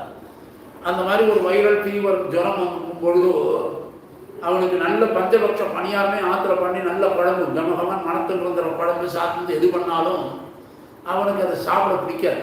எல்லாம் கசக்கும் ஜுரத்தில், எனக்கு வேணாம்னுவான், எல்லாம் கசக்கிறதுன்றான். அது டாக்டர்கிட்ட கூப்பிட்டு போனாலும் 30 நாளைக்கு ட்ரீட்மெண்ட் இருந்தார், 30 நாளைக்கு பத்திய சாப்பாடு இருந்தார், 30 நாள் ரொம்ப டயட்டில் இருப்பான். அதுக்கப்புறம் என்ன ஆச்சுன்னா திரும்பி டாக்டர்கிட்ட கூப்பிட்டு போகிறார். 30 நாள் கழிச்சு எல்லா மாத்திரையும் சாப்பிட்டு அவர் ரெக்கவர்டு அப்படின்னு சொல்லி ஃபிட்னஸ் டு ஜாயின் டியூட்டின்னு கூட போட்டு கொடுத்துடுறார். இனிமேல் வேலையெல்லாம் செய்யலாம், எல்லாம் சகஜமாக எல்லாம் சாப்பிடலாம்னு சொல்லிடுவார். ஆனால் ஆற்றுல அம்மாவோ அல்லது ஆண்டாவோ என்ன சொல்லுவா, இப்போ தான் உடம்பு சரியில்லாமல் படுத்து எழுந்துருக்கு, அதனால் இன்னொரு 4 நாளைக்கு கஞ்சியே சாப்பிடுவா. அவளுக்கு மட்டும் தனியாக ஒரு மஞ்சள் பட்டு பணியாரம் பண்ணிட்டு இருப்பா, தனக்குன்னு கொஞ்சம் ஸ்பெஷலாக பண்ணியிருப்பா. இந்த ஆம்பளையானுக்கு என்ன சொல்லுவா, உனக்கு இன்னும் வியாதி சொஸ்தமாக எடுத்துட்டு உடனே ஆடக்கூடாது, இன்னும் ஒரு 5 நாளைக்கு பத்தியமாக இருந்தா. இவர் என்ன பண்ணணும், நாக்கு செத்து கிடக்கும். நாக்கு செத்து கிடத்தா என்ன ஆகும், இது ஆத்துக்கார அந்த பக்கம் நவுட்டானா கிச்சனுக்குள்ளே தானே போயிடும். உள்ளே போயிட்டு வாக்கு அப்படி நாக்குக்கு வக்கனையாக என்ன பண்ணுமோ அந்த குழம்பு சாப்பிட்டு என்ன இருக்கோ அதனால் நல்லா காரசாரமாக இருக்கிறதை எடுத்து அனுபவிக்க ஆரம்பிக்கும். அப்போ நோய் போயிடுத்துன்னு சொன்னாலே மோட்சம்னா கூட அதை அனுபவிக்கும் பொழுது தான் அந்த சந்தோஷம் உண்டு. அதுபோல சம்சாரமாகிற நோய் பீடிக்கப்பட்டு இருக்கிற வரைக்கும் பகவான் ஆகிற அந்த மோட்ச அனுபவம் கைங்கரியமாகிற எம்பெருமானுடைய தத்துவமானது நமக்கு புரிவதில்லை. அந்த நோய் தீர்ந்ததுன்னாக்கா அந்த கைங்கரியமே பரமபுருஷார்த்தம்னு போய் அனுபவிக்கும் பொழுதுதான் அந்த சந்தோஷம் வரும். அதனாலதான் அந்த இன்பம் தரு பெருவீடு அப்படிங்கிறது. அப்ப இன்பத்தை தரக்கூடியதாக இருக்கிறதுனா நம்மளுடைய எந்த இஷ்ட பிராப்திக்கும் அனிஷ்ட நிவர்த்திக்கும் தப்பாத உபாயமாக இருக்கக்கூடியதுன்னு அர்த்தம். அப்போ அப்பேற்பட்ட ஒரே ஒரு இதுவாக இருந்தாலும் அந்த தேசியம் ரகசிய திரைசாரத்தில் ஒன்று சாதிப்பார். ஏகமேவ ஸ்வரூபேன பரேன ச நிரூபிதம் இஷ்ட பிராப்தி அனிஷ்டஸ்ய நிவர்த்திச்சேதி கீர்த்தியதே அப்படின்னு வேதாந்த தேசிகன் ரகசிய திரைசாரத்தில் மூல மந்திராதிகாரத்தில் சாதிக்கிறார். அதில் வரும், ஒன்றே இயல்பான நிலையாக இருந்தாலும் மற்றொன்றினை முன்னிடுவதனாலும் நிரூபிக்கப்பட்டு, அதாவது இஷ்ட பிராப்திக்காக இருந்தாலும் அனிஷ்ட நிவர்த்தி தானாக வந்து சேர்ந்தது, வருத்தமும் தீர்ந்து மகிழ்ந்திருக்கிறார். அப்படி இஷ்டமானது அடைதலாகவும் அனிஷ்டமாவது ஒழிதலாகவும் சொல்லப்படுகிறது. அதுபோல மோட்சம் ஒன்றே இன்பம் தருவது என்பது இயல்பான நிலையிலே இருப்பதாக இருந்தாலும் துன்பங்கள் ஒழிதல் மற்றொன்றினை முன்னிடுவதால் துன்பமும் போது வருத்தமும் தீர்ந்து மகிழ்ந்தேரோர் எப்பாவாய், அது நாம வச்சுட்டா போதும். அப்பேற்பட்ட அந்த பாவாந்தரம பாவமாக, அதாவது ஒரு பொருள் இல்லாமை மற்றொரு பொருளின் வடிவமாய் இருக்கும். அதாவது துன்பங்கள் இல்லாமை இன்ப வடிவமாகவே இருக்கும். துன்பங்கள் இல்லைன்னா அவனுக்கு எல்லாமே சந்தோஷம் தானே. அதுபோல வேறொரு வகையால் இவ்வுலகில் பிரதிகூலமான அனிஷ்டமான ஒரு பொருள் ஒழிதல் இல்லாமை மற்றொரு பிரதிகூலமான பொருள் வரும். ஒன்று வேண்டாம்னு நினைப்போம், ஒரு கெடுதல் ஒன்று வேண்டாம்னு நினைப்போம், இன்னொரு கெடுதல் வந்து நிற்கும், அதுக்கு அதுவே தேவைன்ற மாதிரி நினைப்போம். அப்படி எல்லாம் நமக்கு அனுகூலமும் பிரதிகூலமும் இல்லாத ஒரு பொருளாக ஒன்றுக்கு அனுகூலம் நினைப்போம், அதுவே பிரதிகூலமாக மாறிடும். நன்னாவே பார்க்கலாம். அப்படியெல்லாம் இல்லாமல் முழுக்க முழுக்க நமக்கு வைகுண்ட பிராப்தியை போல எப்பொழுதும் இஷ்டமான தன்மையில அங்கு போன நிரந்தரமான ஒரு சுகம், அந்த மெல் பேரின்பம் அப்படி சொல்லுவதற்காக இருக்கின்றியா. ஏனைய சொர்க்கங்கள் போல பல இல்லாமல் இந்த பெருவீடு இன்பமே பெரிது. அதனால துன்பக் கலப்பு சிறிதும் இல்லாதது. துன்பன்றதே அவங்க பார்க்க முடியாது. அப்பேற்பட்ட இன்பம் தரு பெருவீடு. அத்வைதிகளுடைய மோட்சத்தை விளக்குவதற்காக இன்பம் தருன்னு சொல்றார். அத்வைதிகள்லாம் மோட்சம்னு என்ன சொல்றார், பெருவீட்டை ஏன் சொல்றாருன்னா, அவர்களுடைய சம்பிரதாயத்துல இன்பமே பெருவீடு, இன்பம் தருவது அன்று, இன்பம் தருவது ஆதலின் விரும்பப்படும் புருஷார்த்தமாக பெருவீட்டினை பெற வேண்டும். அதாவது அவர்களுக்கு துன்பத்திலிருந்து விடுதலை பெற்றாலே பேரின்பம்னு நினைக்கிறார் அத்வைதிகள். இது அப்படி கிடையாது. இன்பம் தருவதாதலின் விரும்பப்படும் புருஷார்த்தம், கைங்கரியமே பரம புருஷார்த்தம், அது பெருவீட்டை காட்டுகிறார். அதனால இன்பம் தரு பெருவீடு. முக்தியில முக்தி அடையும் பொழுது நான்ற எண்ணம் அங்கே இல்லை. நான் அப்படின்னு சொல்லிக்க முடியாது. இந்த ஜீவாத்மா அனுபூதி மாத்திரமே எஞ்சி உள்ளது. அத்வைத மத கொள்கையில பார்த்தோம்னால் சம்சாரத்தில் உள்ள தாபத்திரயம் மீளாதவாறு அடியோடு தீர்ந்து சாந்தியை நான் பெற்றாகன்ற வேட்கை, எனக்கு சாந்தி அடையணும், என் மனசு சாந்தி அடையணும், நான் மோட்சம் அடையணும் அப்படின்னு ஏற்படுறதுக்கு வழியே கிடையாது. அங்கே என்ன நான் என்பதே இல்லைன்னு ஆனதுக்கப்புறம் அவளுக்கு தான் அகம் பிரம்மாஸ்மின்னு ஆழ்வது இல்லை. அப்புறம் நான் என்பதே இல்லாத பொழுது அவளுக்கு அங்கிருந்து எங்க வரும், அதுக்கு நான் சாந்தி பெற்றவனாகணும்னு எவன் பிரார்த்திக்க முடியும்? அங்கே பிரார்த்தனையே கிடையாது, முயல முடியாது. ஆக முக்தி பெறும் சாதனத்தை கை கொள்வார் எவருமே இருக்க மாட்டார்கள் அத்வைத சம்பிரதாயத்தில். அதனால பாஷ்யத்தில் அத்வைத மோட்சம் புருஷார்த்தம் ஆகாது என்பது விளக்கப்பட்டிருக்கிறது ராமானுஜரால. அப்பேற்பட்ட ததஸ்ட அதிகாரி விரகாதேவ சர்வம் மோட்ச சாஸ்திரம் அப்பிரமாணம் சியாத் என்பது ஸ்ரீபாஷ்யத்தில் ஒரு சுத்தி. அதனால அல்லர்கள் அனைத்தும் தொலைந்து கஷ்டங்கள்லாம் போயிட்டு கல்லினை போல் சுகதுக்கங்கள் இல்லாதிருத்தலே மோட்சம்னு நினைக்கிறது தப்பு. ஒரு கல்லை போல இருந்தா சுகதுக்கங்களே கிடையாதுன்றது மோட்சம் கிடையாது.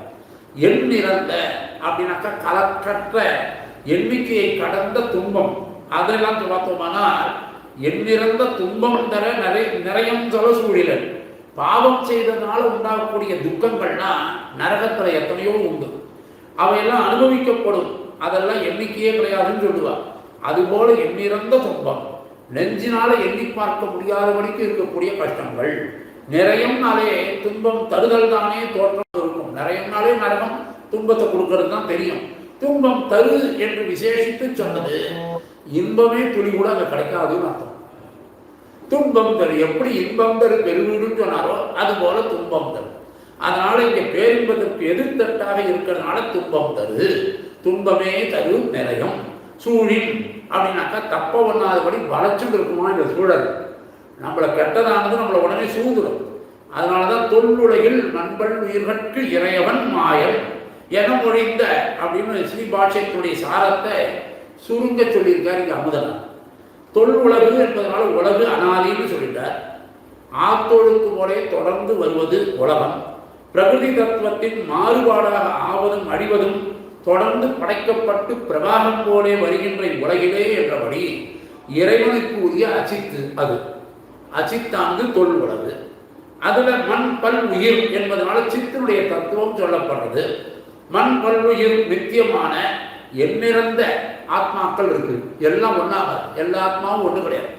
ஒன்றுதான் எல்லாங்கிறது தான் வைஷ்ணவம். எல்லாம் ஒன்றும் சொல்றவா மற்றவா அது நமக்கு சரியில்லைன்றதை நம்ம ஆச்சாரியர் நிரூபணம் பண்றாங்க. அதனால உயிர்கள்னு பன்மையில சொன்னதுனால ஒண்ணுக்கொண்டு வேறுபட்டு இருக்கிறது. பகூனிமே வெதீதானி ஜென்மானின்னு கண்ணனே சொன்னார் போல ஆத்ம தத்துவம் உண்மையில் ஒன்றே. தேகங்கள் வேறுபட்டு இருந்தாலும் ஆத்ம தத்துவம் வேறுபட்டதாக இருக்கிறது என்ற ஏகாத்மவாதிகள் அவர்களுடைய கொள்கையெல்லாம் உடச்சி எறிகிறார். ஏன்னா எல்லா ஆத்மாவும் ஒன்றும் கிடையாது. அதனால அந்த ஏகாத்மவாதம் நமக்கு சரிப்படாது. நித்தியர்களுக்குள் நித்தியனாயும் சேதனர்களுக்குள் சேதனாயும் பலருடைய விருப்பத்தை ஒருவனாயிருந்து நிறைவேற்றுபவன் என்று வேதத்தில் நித்தியராகவும் பலராகவும் ஜீவாத்மாக்கள் ஓதப்பட்டிருப்பதனால மண் பல் உயிர்கள் அப்படின்னு சொல்றார். ஆத்மாக்களுடைய நித்தியத்துவம், பகுத்துவம், காமவிதானம் ஆகிய இம்மூன்றும் வேறொன்றினால் அறியப்படாது. நித்தியர்களான பல சேதனர்களுக்கு சேர விதிப்பதாக காமவிதானத்தை சுதப்பிரகாசிக்காரர் வியாக்கியானம் செய்திருப்பதும் இங்கே நடுவில் வச்சுக்கணும். ஜீவர்களுடைய பேதம் உலகில் காணப்படுறதுனால அறியப்பட்டதே ஆகினும் பரிசுத்தமான, அதாவது பிராகிருத தேக சம்பந்தமற்ற ஜீவாத்மாக்களின் பேதம் அறியப்படாமையின் அதனையும் சேர விதிப்பதே இந்த சிருதியின் நோக்கம். இறைவன் சொன்னா சேஷி அவன்தான். அதாவது யாவற்றையும் தன் விருப்பப்படி பயன்படுத்தி கொள்ளக்கூடிய தன்மை உடையவன். இதனால் ஈஸ்வரத்துவம் ஆக தத்துவத்திரையவே இந்த பாசுரத்தில் எழுதி காட்டுறார்.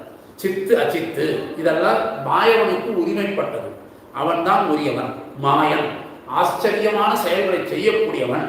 தான் எத்தகைய மாறுபாடுமின்றி பிரியாது தன்னோடு இணைந்த பிரகிருதியை உலகமாக மாறுபடுத்தி தன்னோடு இணைந்த பிரகிருதி. மயில் தோகையை வச்சிருக்கிறார் போல உள்ளுக்குள்ள தோகைக்குள்ள இருக்கு. தோகையை விரிச்சா பெருசா தெரியும். அது போல தன்னுடைய உடம்புக்குள்ளேயே இருக்கக்கூடிய அத்தனையும் விரித்து காட்டக்கூடியவனாக இருக்கக்கூடிய அப்பேற்பட்ட இறைவன் ஆச்சரியன். உயிரனைத்தும் சர்வேஸ்வரன் சேஷி என்பதையே ஸ்ரீபாஷ்யம் சாரமாக உணர்த்துகிறது என்பதை தெரிஞ்சுக்கணும்.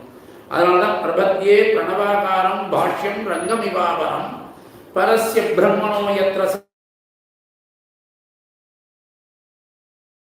தெளிவாய் சேஷி, சேஷனை உடையவன் உரியவன் ஆக காணப்படுகிறதோ அந்த இரண்டாவது ஸ்ரீ ரங்கவிமானம் போன்ற பிரணவாகாரமான ஸ்ரீ பாஷ்யத்தை வந்தனை செய்கிறேன்.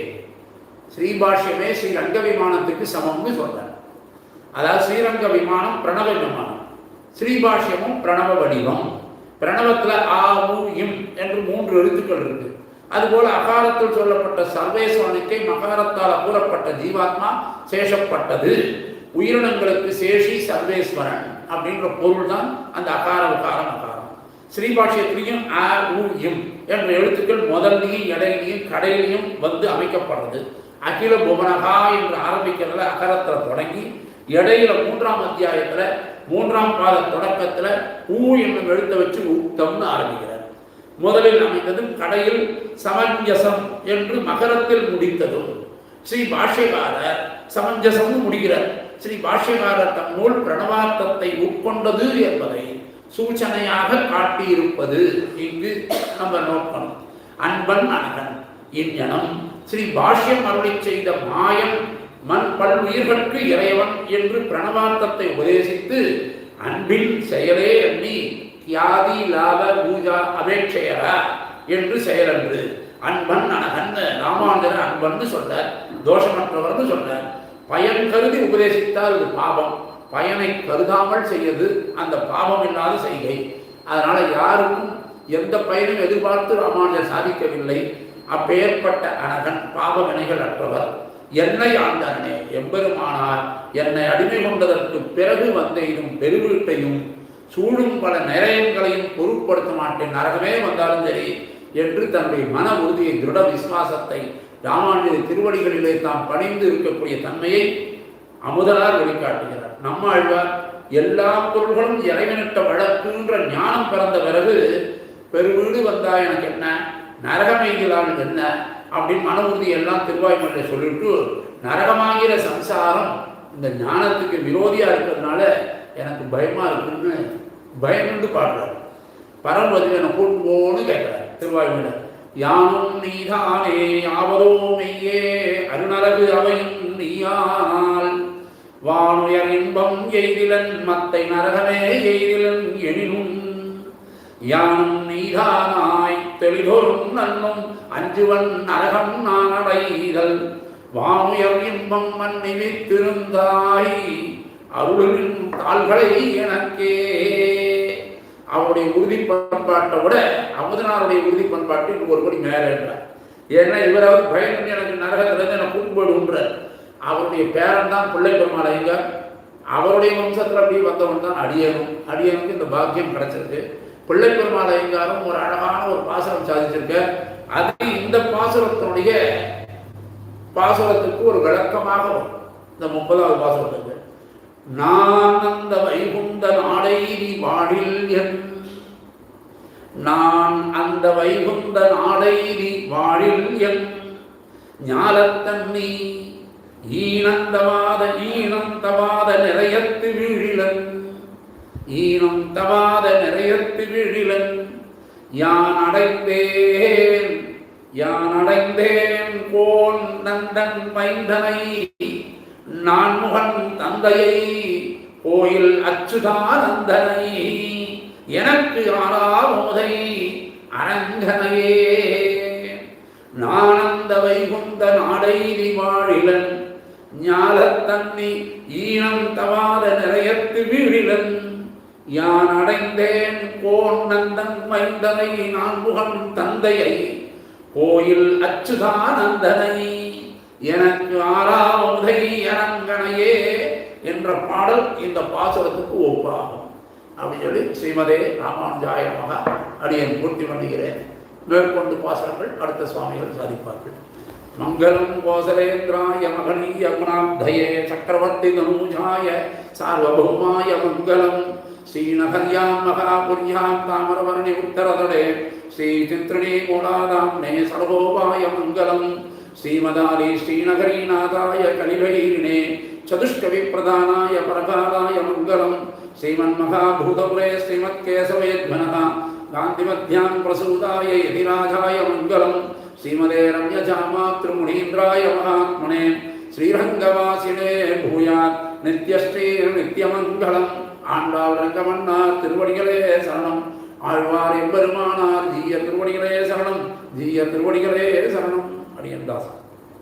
பற்பமெனத்திகள் பைங்கழலும் தன் பல்லவமே விரலும் பற்பமென திகழ் பைங்கழலும் தன் பல்லவமே விரலும் பாவனமாகிய பைந்துவராடை பதிந்த மருங்கழகோ பாவனமாகிய பைந்துவராடை பதிந்த மருங்கழகும் முப்புரி நூலோடு முன்கையில் ஏந்திய மங்கிய முக்கோல் தன்னழகும் எப்பொழுதும் யதிராசன் வடிவழகு என் இதயத்துள்ளதால் இல்லை எனக்கெதிர் இல்லை எனக்கெதிர் இல்லை எனக்கெதிரே இல்லை எனக்கெதிர் இல்லை எனக்கெதிர் இல்லை எனக்கெதிரே இல்லை எனக்கெதிரே இல்லை எனக்கெதிரே இல்லை எனக்கெதிரே